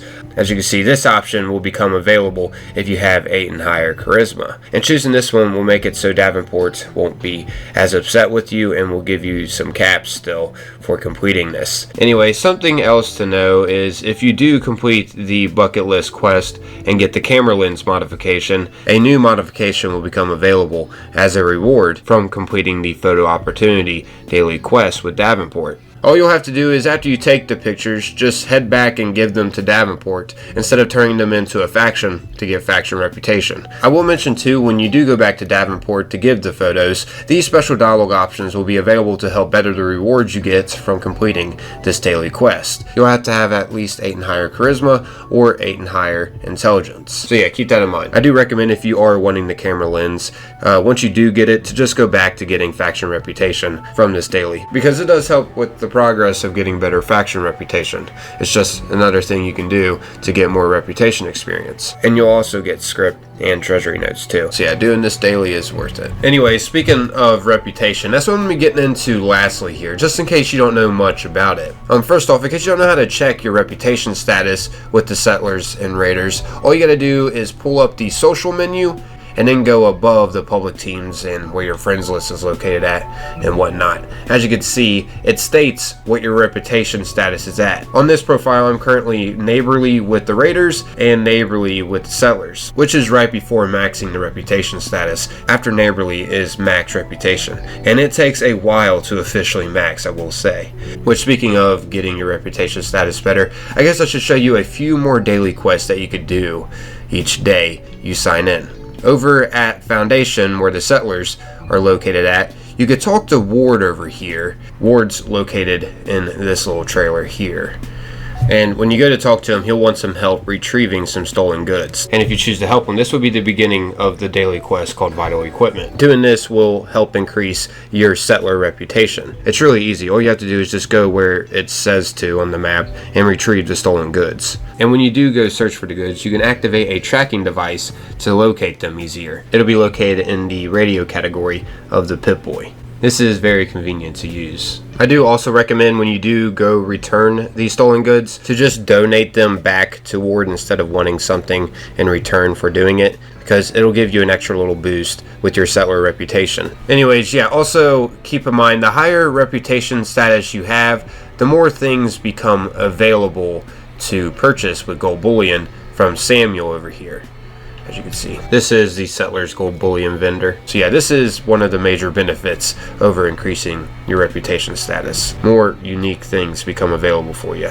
Anyways, as for the Raiders, you can find some daily quests over here at the crater from speaking with Roxy. She's located over here against the bus. The quest she gives you isn't difficult. You'll just have to deal with the former Raider and then return and talk to her. Anyways, another daily over here that you can do will be provided from Rin, which she's located over here inside this place. Each of these NPCs will provide a daily quest for you to do to increase your Raider rep. So yeah, definitely recommend completing these each day. I will say if the Raiders dailies aren't available, it's probably because you haven't got through the new arrivals questline and did the strange bedfellows part, where you have to convince the Raiders to get inoculated. But yeah, just like the Settlers, the higher reputation you have, the more things will become available. The vendor that sells things over here for gold bullion will be located inside the crater core near Meg. As you can see, it's this robot named Mortimer. Alright, so yeah, that is a lot of information over the Raiders and Settlers. I guess now let's go ahead and get into some information over what you get if you max the Settlers and Raiders reputation and why it's worth it. First off, in case you don't know, the lowest reputation status is hostile, and then it goes to cautious, neutral, cooperative, friendly, neighborly, and after neighborly is ally, which is the highest reputation status you can get. This is max. But yeah, let's go ahead and start with what becomes available with the Settlers, which they are located over here from Vault 76 at Foundation. Samuel over here is the gold bullion vendor and has unique items you can purchase. It's important to know that the higher you get your settler reputation, the more things become available from Samuel you can purchase with gold bullion. Like for example, if you have max reputation and achieved ally status with the Settlers, you can purchase allies that you might have missed getting in previous seasons. In case you don't know, seasons have unique rewards for players to get. You can get these items by using tickets. Tickets are earned by completing challenges to help rank up your season. Each time you rank up your season, you'll get more and more tickets. I'm currently past max with this season.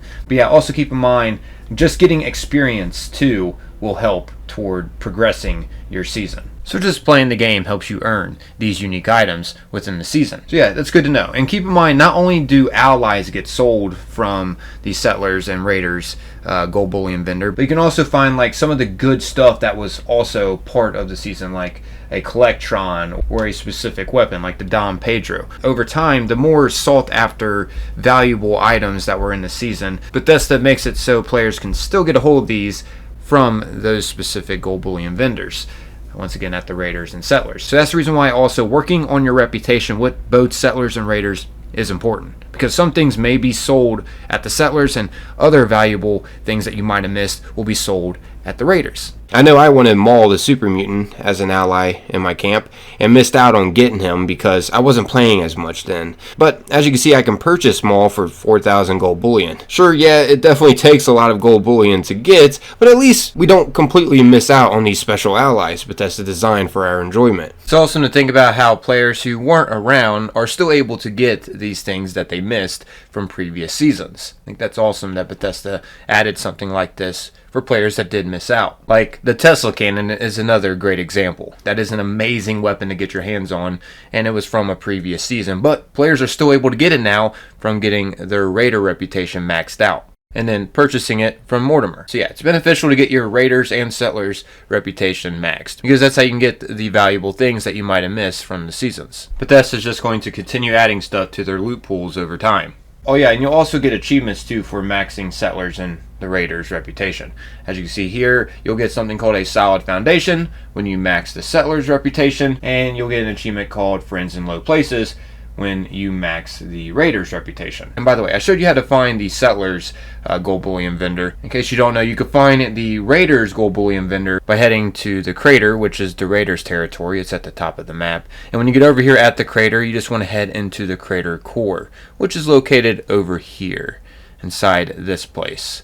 And once you're inside here, you can find the Raiders' gold bullion vendor on the left. It's a robot named Mortimer. And yeah, Mortimer will sell a bunch of things that you also might have missed from previous seasons, such as, once again, the Tesla Cannon, which you got to have max Raider reputation to find the Tesla Cannon in Mortimer's loot pool. There's tons of stuff that you'll get from him over time. The higher you get your Raider reputation, keep that in mind. More things will become available. Same, of course, for the Settlers as well. Yeah, it is worth it to work on your reputation with the factions. Speaking of working on your reputation, there's a daily that you can do over at the Whitespring Resort that can help either your Settlers or Raiders reputation, depending on which faction you give the stew that you make to. Keep in mind, you can just teleport right inside the Whitespring Resort too, if you've already been in there before. I recommend coming in here each day and doing this daily to help your reputation. It's really easy too. All you gotta do once you're in the Whitespring Resort is go talk to the chef that's located over here, and this will start up the refuge daily called Recipe for Success. And during this, to start it, you're just going to have to stir the stew, and then you're just going to have to go look for food ingredients that are around this general vicinity of the building. They're not too difficult to locate either. There are navigators that guide you in a direction of around where they're located at. But once you get the food ingredients, you just have to return where the chef is at and get it prepared to be placed in the pot. So yeah, you don't immediately just throw the food ingredients into the pot. You're going to have to prepare them for the stew. Anyways, once you got all the prepping done with the food, you're just going to have to place it in the pot. And then you'll just have to go and search for the spices around. And then once you find the bowl of salt and bowl of black pepper, you'll then just have to add it in the stew that's in the pot, and then just talk to the chef. Keep in mind though, while you are searching around for the ingredients, you may have to return and stir the stew to make sure it cooks good and doesn't burn. But yeah, once you finish and talk to her, I recommend adding a stim pack to the stew if you have one, because both factions do like it with that. But once you got it made, all you'll have to do is just head on over here to this room,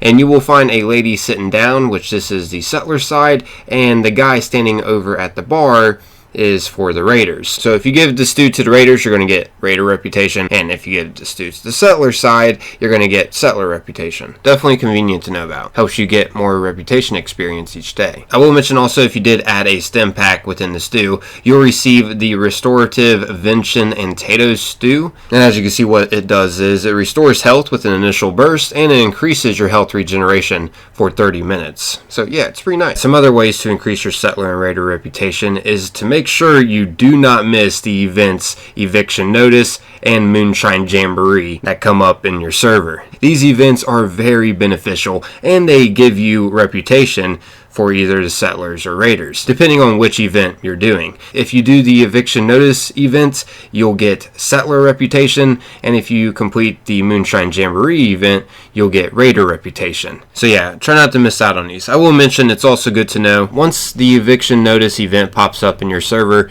and you fast travel over to participate in it, if it hasn't began yet to start it, all you'll have to do is repair the rat scrubber that's over here. However, be warned though, once you do repair it, loads of super mutants will start spawning in to try to destroy it. So I do suggest to wait for more players to arrive before repairing it and getting it started. Just to make sure, players don't miss out on this event, and it'll make it much easier to do with more players helping out. The goal is to just destroy the meat bags that are around the area, and most importantly, protect the rat scrubber from the loads of super mutants. There will be waves and waves of super mutants, which is great experience and loot. There will even be plenty of legendary super mutants that will spawn too, so you'll get loads of legendaries from attending and doing this event. And not only will you get settler reputation for completing eviction notice, but there's also unique rewards too you can only get from completing it. And I will mention, after the event's done, it's great to loot all the super mutant stuff and break down what you can into resources. You can get loads of resources from scrapping their weapons. Anyways, as for Moonshine Jamboree, once you see the event pop up, you'll have to head over to Sunday Brothers' cabin and talk to Moonshiner Ned in the cabin to start up the event. I do recommend, just like eviction notice, to wait for players to show up just to make sure players don't miss out on the event, and it does make the event easier with more players helping out. Once the Moonshine Jamboree starts, you'll have to light the Jamboree fire, and then you'll have to defend the stills from loads of gulpers and ghouls, even some fog crawlers too. You also have to collect acidic gulper venom and deliver them to the tub inside the cabin. But yeah, just like eviction notice, there will be plenty of enemies to take out for experience, and loads of loot to scavenge and break down into resources. There will also be legendary gulpers that will show up too, so you'll also get plenty of legendaries from this too. But yeah, when you complete this, you'll get raider reputation and unique rewards that specifically only come from this event, just like, once again, eviction notice. Definitely don't miss out on these public events if you ever see them pop up in game. They're extremely beneficial to do. Even if you already have max settler and raider reputation, it's still beneficial to go and participate in these. Anyways, another way to boost your raider reputation is by helping out some raiders that's over at Ohio River Adventures. Over here, you can find a named raider that goes by Black Eye, and she's going to be wanting some Mirelurk products each day, such as you can choose to give her some Mirelurk eggs, some regular Mirelurk meat. However, to get the most amount of raider reputation experience from doing this daily is by giving her Mirelurk Queen meat. And yeah, if you don't know where a Mirelurk Queen is located at, one location you can find one at is over at the Quarry ×3, which is located right here. Just take it out and return to Black Eye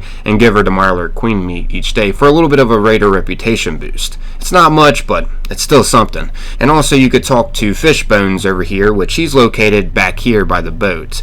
And this guy's going to be needing help defending the place, specifically the purifiers from Mirelurks that will show up once you accept that you'll help them. But yeah, it's pretty straightforward to do it. Just defend the place, and once all is said and done, just go and talk to him. And one of the responses you can say is, "A friend of Crater is a friend of mine. Glad to do what I can." And yeah, after helping defend off the Mirelurks and saying that to Fishbones, you'll get a little bit of extra raider reputation. Once again, it's not much, but still, doing these each day can help toward getting a better reputation with the raiders. These are beneficial to know about. But yeah, I feel like I've covered enough tips over ways to increase the faction reputation. Anyways, moving forward, in case you all don't know, I wanted to bring awareness to the special vendor named Minerva. Minerva is a unique traveling vendor that has great deals on rare plans that'll cost gold bullion. For example, you can purchase the Ghoul shotgun from her without having to max a settler reputation. You can also purchase the Ghoul's minigun from her too. I will say though, a downfall is she doesn't sell any of the allies or collectrons that you might have missed from the scoreboards. However, she does have some things that you might be wanting, but just can't get at the moment because you don't have max reputation with the settlers or raiders. She'll also have plenty of other rare plans that you can purchase too for gold bullion, not just the ones that you can get from the settlers and raiders. Yeah, this vendor is definitely beneficial to know about. However, keep in mind, she works a little different from others because she may not even be in the game sometimes when you go and look for her. Here's how she works. She'll spawn at 3 different locations. One of the spots you can find her at will be over here at Fort Atlas. Once you get over here, you just want to turn around from Fort Atlas and she'll have a chance of spawning right here. As you can see, here she is. Another spot where she can spawn at will be over at the crater, where the raiders are at. As soon as you spawn in over at the crater, just turn around and head through this right here, and she'll have a chance of being right here at this general vicinity. Also, she can sometimes spawn over here at the Whitespring Resort, right outside of it. So yeah. You can look over here too for her sometimes. Anyways, lastly, another area that she could spawn at will be over at Foundation, the settler settlement. She'll have a chance of spawning right here, right outside of Foundation. Keep in mind though, sometimes she may not be at any of these locations because she's on a break. This is how Minerva's weekly schedule will work. Each week she'll be in the game for a few days at one of the spots I showed you. So say like one of the weeks you find her near Fort Atlas. After a few days she'll leave the game and she'll then return the next week at one of the spots I showed you. She'll then do the same thing again. Stay in the game for a few days, then leave. So if you don't see her anywhere, she's currently taking a break from selling. So yeah, keep that in mind. However, on the 4th week that she makes a return, she'll spawn in on a different day than usual and stay a little longer too at one of the spots I showed you.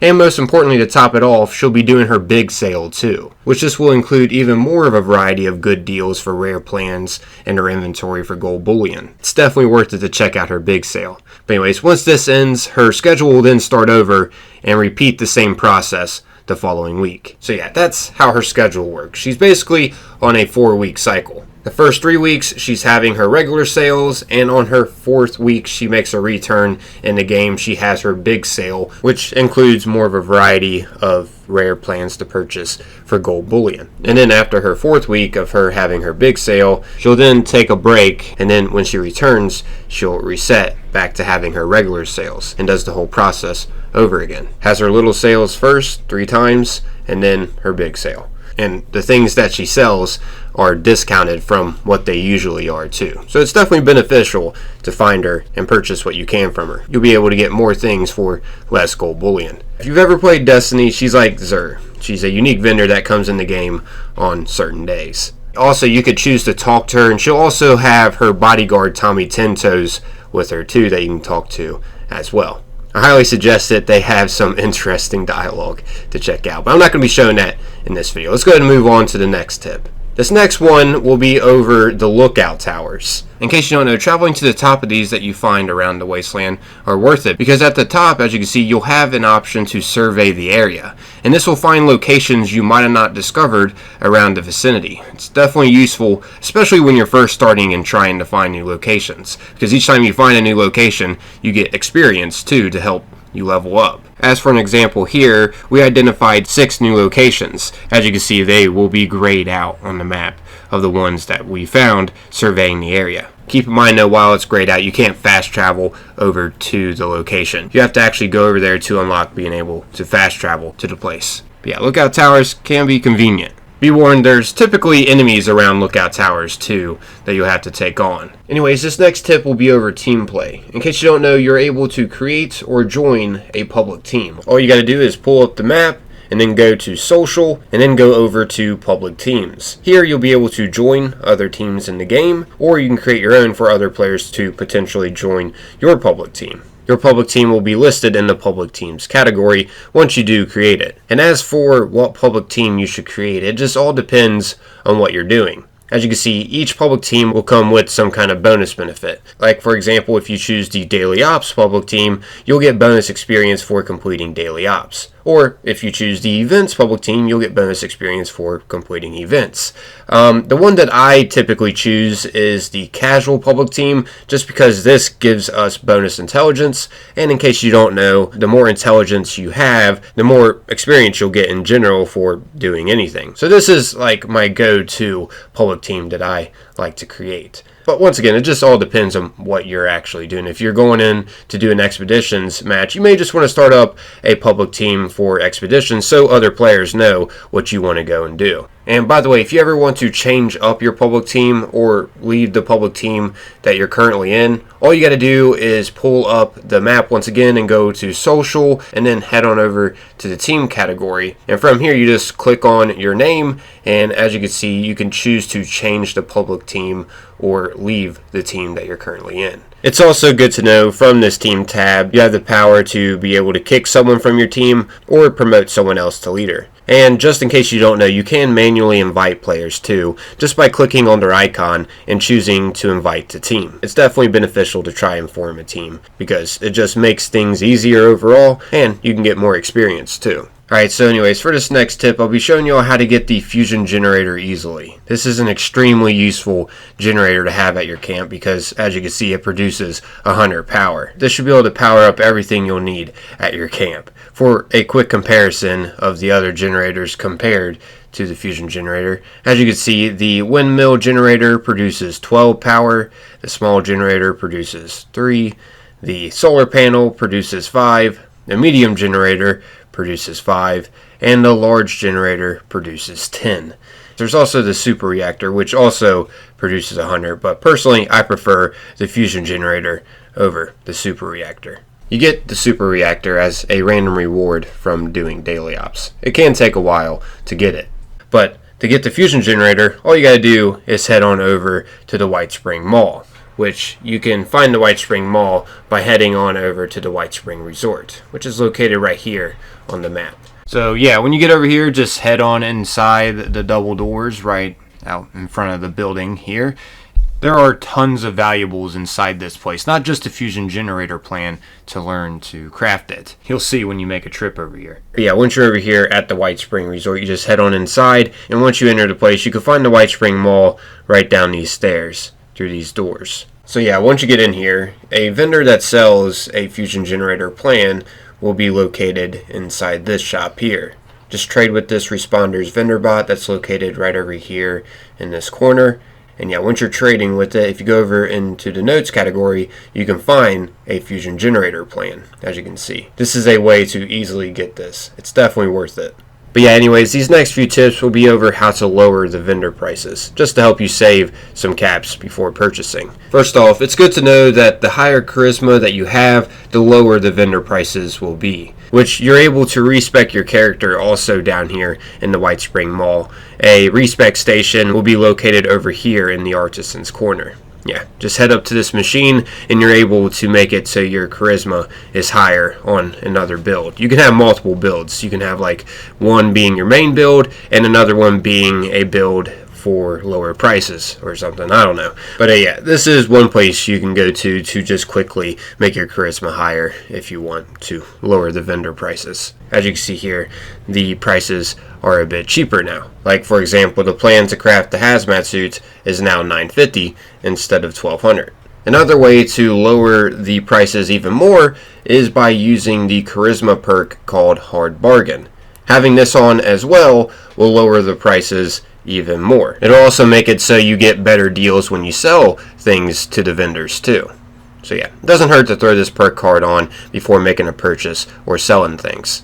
Another way to lower the prices is by wearing Unyielding armor. The more armor pieces of Unyielding that you're wearing, the better. As you can see, a full set that you can wear would be 5 pieces. The left arm, chest, left leg, and right leg. And what's special about Unyielding armor is that it will raise your special stats by 3 except endurance when you have low health. So if you have all 5 pieces to make a complete Unyielding armor set, you'll get plus 15 to all of your special stats besides, endurance. And don't pay too much attention to my build here. This is just a build that I made real quick just to have higher charisma to show you that it lowers prices.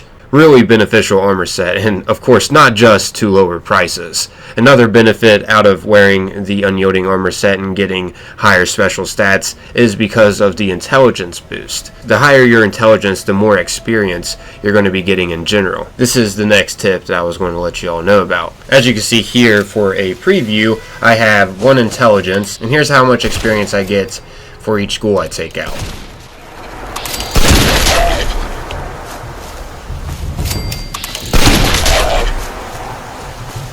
So yeah, this is how much experience I get per ghoul for having 1 intelligence.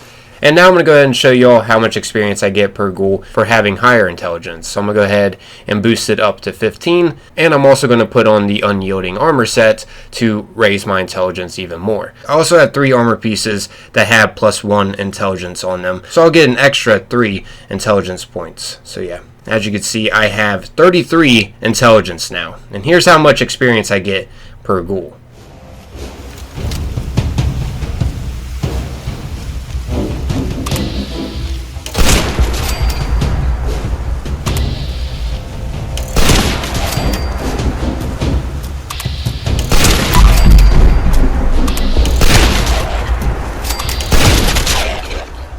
yeah, as you can see, you'll get way more experience in general. It's definitely worth it to have higher intelligence. It's just going to save you time on your level ups. You'll be able to get faster levels without wasting as much time. Even if unyielding armor really isn't your thing because you have to have lower health or you just don't got it, I still recommend to make your intelligence higher to get faster level ups to save you time overall. And once you're done worrying about level ups as much, you can always just respec your character to not have as high intelligence if you don't want it to. But yeah, that's why it's worth it to have high intelligence. And I know playing with the unyielding armor set isn't for everyone because you have to have low health for the benefits to come in from it, but it is really useful, I gotta say. It boosts all your special stats besides endurance. It's good to keep in mind also, intelligence is beneficial for some other things too. You can actually figure this out by pulling up your Pip-Boy, and from status here you just go over to special, and here you'll be able to find out all the benefits of all the special attributes.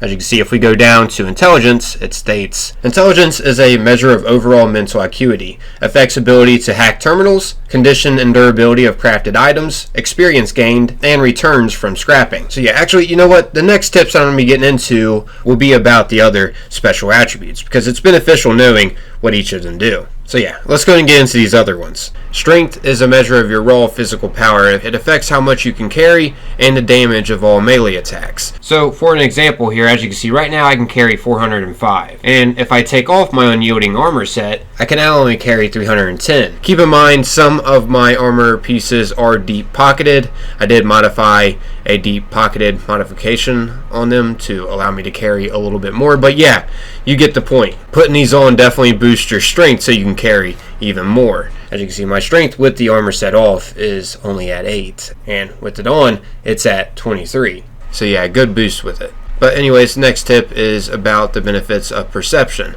As you can see, perception affects your awareness of nearby enemies, your ability to detect stealthy movement, and your weapon accuracy in VATS. So that's important to know. The benefits of endurance will be a measure of your overall physical fitness. It affects your total health, the action point drain from sprinting, and your resistance to disease. Charisma I've already went over with how it lowers vendor prices, but I didn't go over something really important that also comes from charisma, and that is sharing perks. As you can see, charisma is your ability to lead and help others. It allows you to share higher point perks and also affects your rewards from group quests and prices when you barter. So that's good to know. It also affects your rewards from group quests. But something else very important to know with charisma, which is actually the next tip I wanted to get into, and that is sharing your perk cards. You can actually share a perk card with a teammate just by pressing whatever it states for you to press to share at the bottom next to pick a perk. Yeah, you just press that on the perk card you wish to share, and that will share it with whoever you're on a team with. So yeah, once you share this, for example, Hard Bargain here, all my other teammates will now know Hard Bargain without them having to invest into it whatsoever. Sharing perk cards is extremely useful, especially if you play with a team. It benefits everyone. The more that share perk cards, the better. Gotta add this one in these tips since I'm going over charisma. Sharing perk cards is really important. And how it exactly works, by the way, to be able to share a rank 1 perk card, you're going to have at least 3 charisma. To be able to share a rank 2 perk card, you're going to have at least 6 charisma. And to be able to share a rank 3 perk card, you're going to have at least 9 charisma. And yeah, that's how it works. It goes up by 3 for each rank. So a rank 4 perk card, you would have to have at least 12 charisma, and to share a rank 5 perk card, you're going to have 15 charisma, the max amount that you can choose within the charisma category. I recommend everyone to share perk cards. It's very beneficial. Anyways, moving on, we've already covered everything with intelligence, so next up is agility. Agility is a measure of your overall finesse and reflexes. It affects the number of action points in VATS and your ability to sneak. So yeah, if you're trying to create like a sneak VATS build, you're definitely going to want to be investing into agility. Anyways, lastly up here we have luck. Luck is a measure of your general good fortune, and affects the recharge rate of critical hits as well as the condition and durability of items that you loot. So yeah, that's everything special about the special stats. Alrighty, so anyways, this next tip will be over sometime to invest in the Woodchucker perk card. The perk card is in the luck category, and this will help you collect more wood. As you can see, this perk card makes it so you collect twice as much when harvesting wood. Definitely an essential perk card to invest in. Wish I would have known this in the very beginning, because I would have been spending less time gathering wood. Anyway, so yeah, this is actually leading me to my next couple tips. I'm going to be showing you all where the best locations are to find wood scraps at. Wood is extremely essential in Fallout 76. It's used for camp building and cooking. It's definitely something that you're going to want to know where to get. It's all over, but I'm going to be showing you 2 spots where you can find loads of them at. First one will be located over here at Helvetia. It's right here on the map. It's a pretty easy early location to find right at the start. Once you get over here, you can find some random fallen trees around in the woods and off to the side of the road to harvest for wood. But the main bulk to find wood scraps over at this location will be located right behind this restaurant here. As you can see, you can find tons of wood stacked up right behind this restaurant. I'll go ahead and show you how much I get after harvesting all of these wood piles. Okay, so yeah, I think I got them all. Let's see what I got with having this Woodchucker perk card on. 212 wood scraps just from these wood piles right here. And once again, you can find some random logs as well laying around. Like for instance, right over here. Not too far from the wood pile.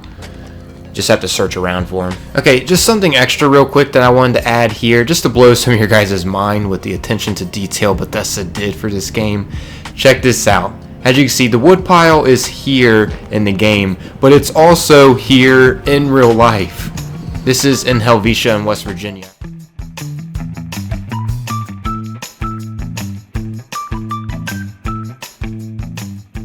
And let's just say it is highly identical. Bethesda did a very good job implementing it into this game. But anyways, the next location to find tons of wood scraps at will be located right over here at Sylvie and Sons logging camp. This will be officially the 3rd tip that I'm going to be showing y'all within this video. There is way more wood scraps over here than there is Helvetia. I just decided to show that location just because it's a pretty early location that you can find within the game at the start for beginner players. So anyways, when you get over to this location, you just want to head up on into the camp area, and you can find just tons of wood scraps. Be warned though, there is some enemies that will be here. They can be kind of a pest. Nothing too difficult though, as you can see. I just got a couple rats. But yeah, anyways, you can find some wood scraps off to the side of the camp to start this off. As you can see, can't loot that. Right here, you can find some just around the camp. Also, you can find some on the back of this truck, as you can see. I'll go ahead and show you the total number that I get once I gather up all the wood piles around here. There's also tons of wood piles on the side of this tent. And just look at all these. Tons. Once you harvest those, you can find some more wood piles within this tent here as well. And on the other side of this tent too. Once again, loads. But let me go ahead and show you all how much I got just from looting all these wood piles around this tent and on the back of this truck, and a few on the outside. Bam! 360 right there. That's not including what I just harvested at Helvetia. I actually left my bag right back here. So I just got a total of 604 wood scraps just from these 2 locations.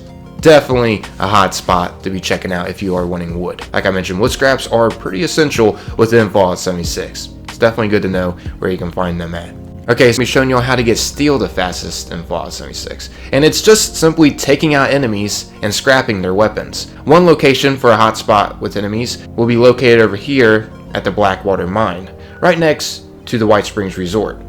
When you get over here, you're going to find quite a bit of glowing mole miners that you could take out. And I'll go ahead and show you how much steel I get from taking out just the glowing mole miners outside. As you can see, you just want to take their weapons that they have. Also, you could take this stuff too. Why not? It's just some extra junk and a bit of extra steel too. But yeah, the main bulk of steel will be coming from their weapons. Okay, so once you take out all of the enemies and gather what you can to scrap, you just simply want to go right in here, and there's a weapons workbench right outside of the mine here.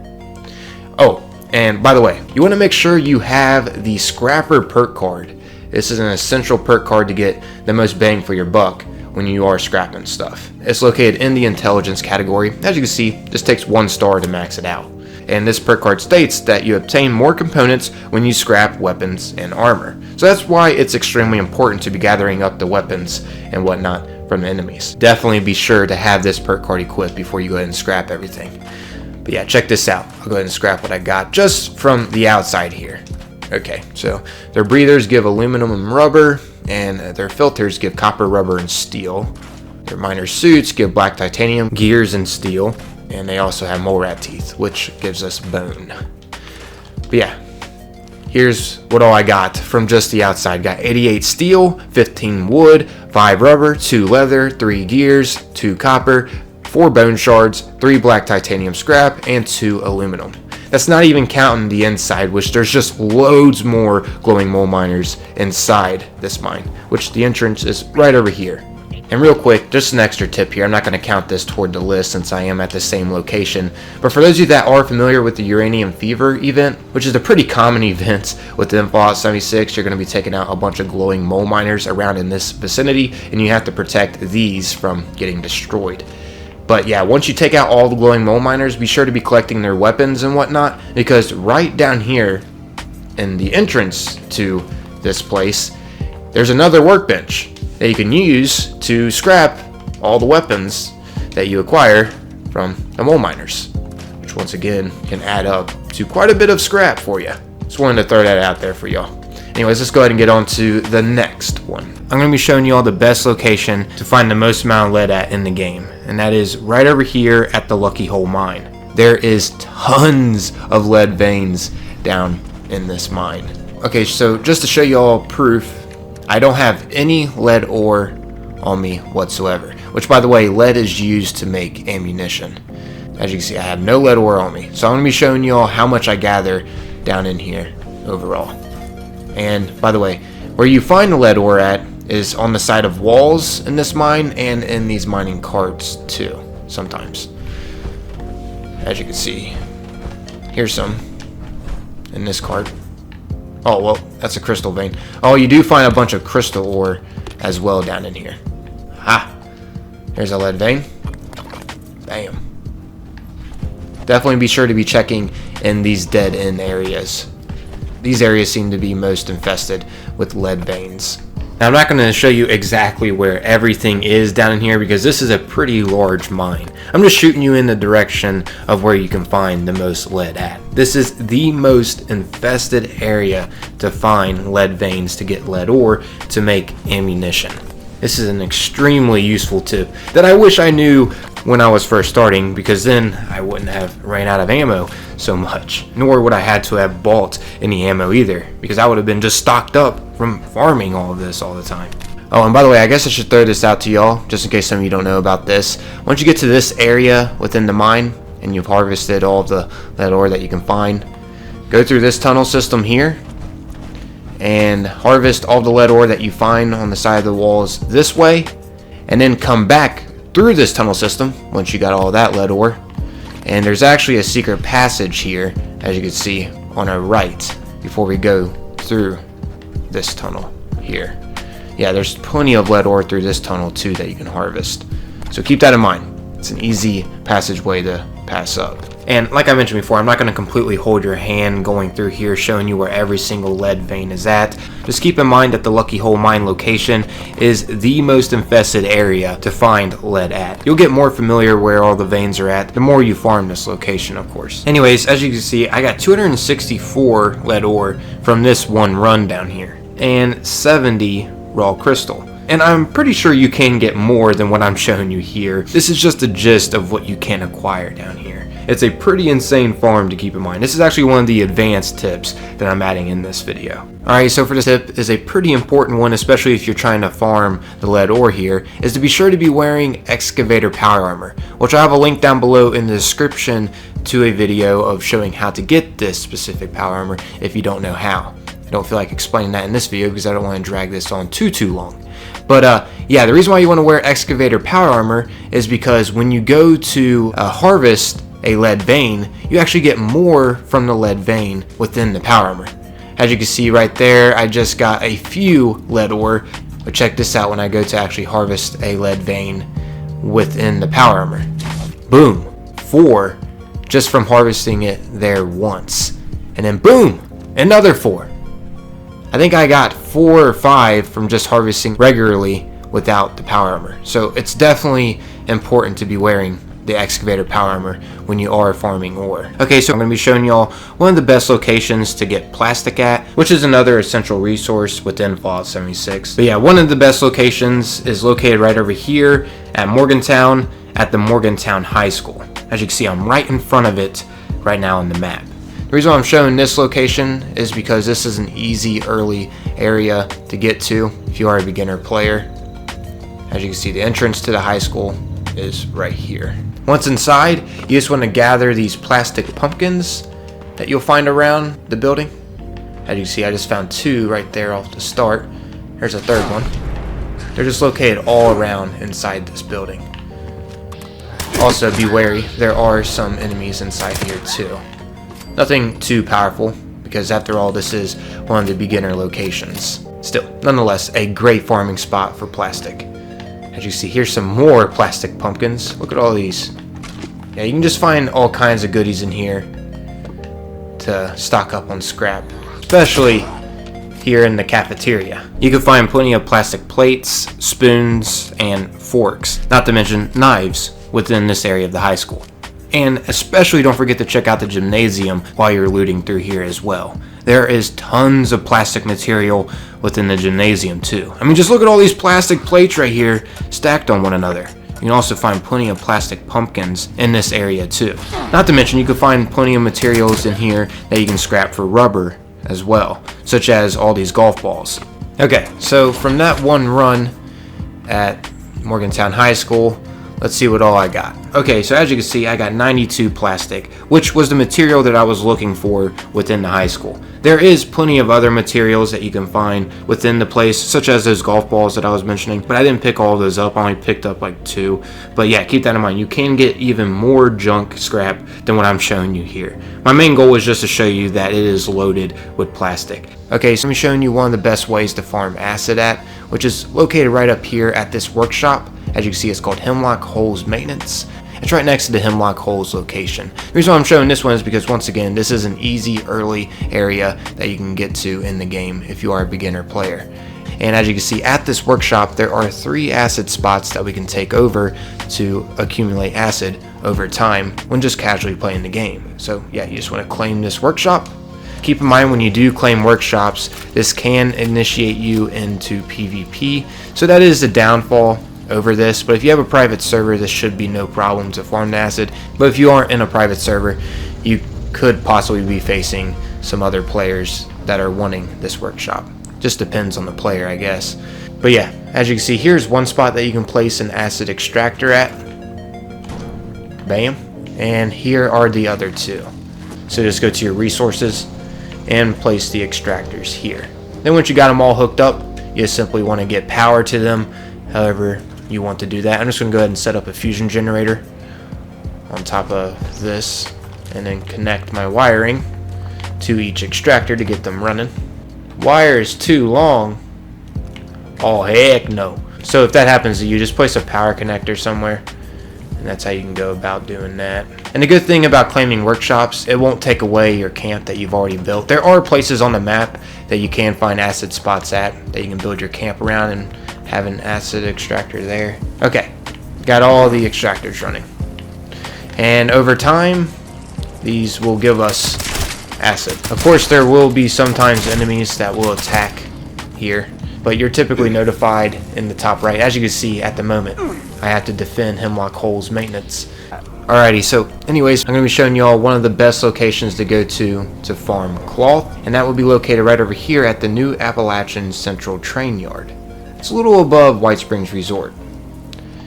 Anyways, once you get over here, you just want to head over in this train wreckage, and this destroyed building over here has 3 different safes that you can loot, and all of the safes will contain pre-war money, which you can scrap pre-war money for cloth. I'll go ahead and get back to y'all when I loot every single safe in here and show you all the pre-war money that I get.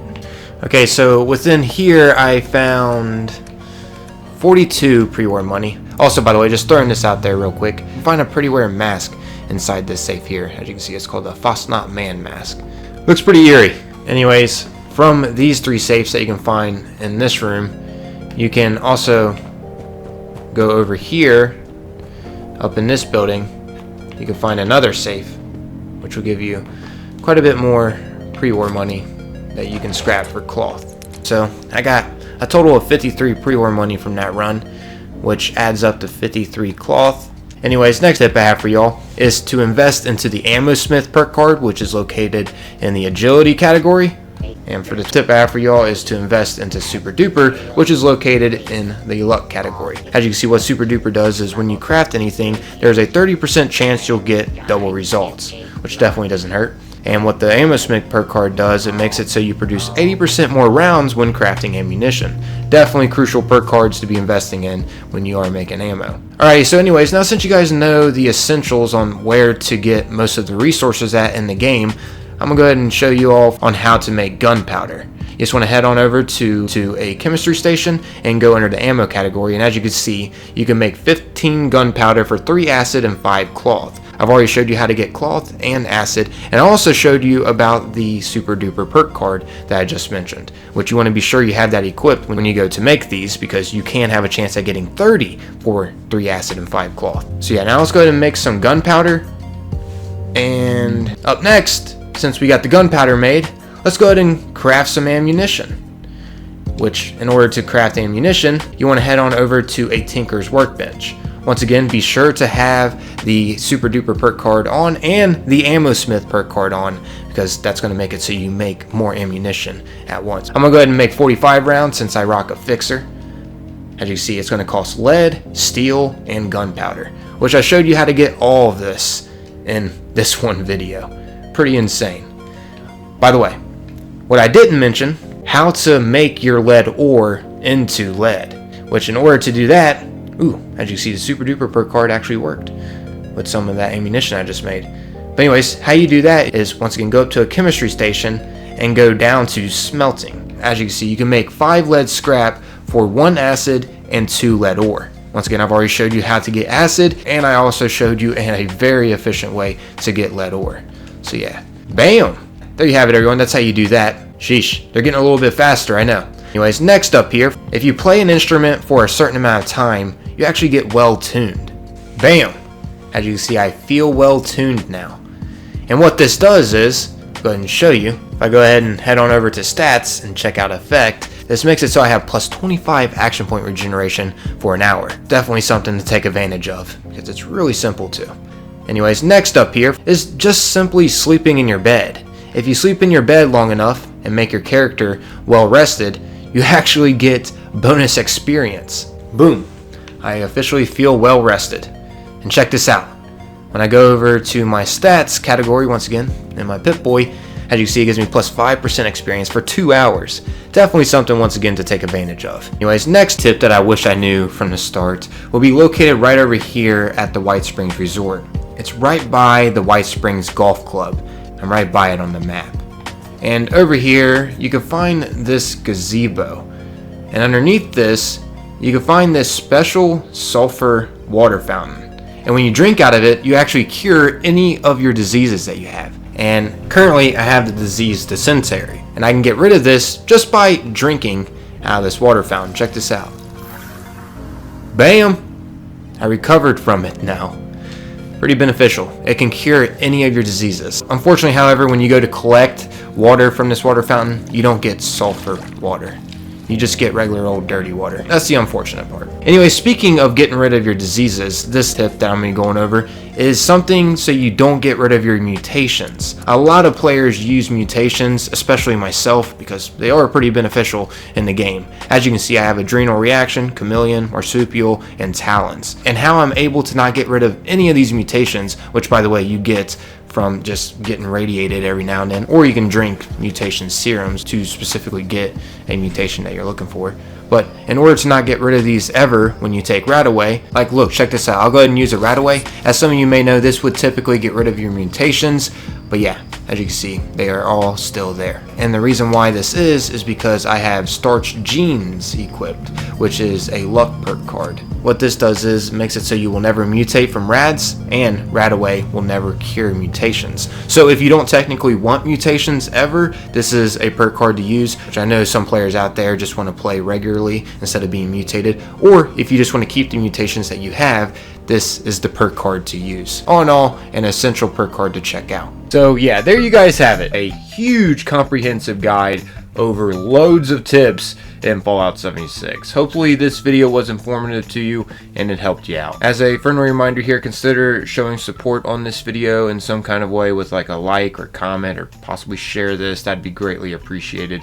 As always though, that's totally up to you. Just a reminder here in the end. I'm out of here though. Most importantly, I appreciate y'all taking the time watching and listening. Until next time, peace.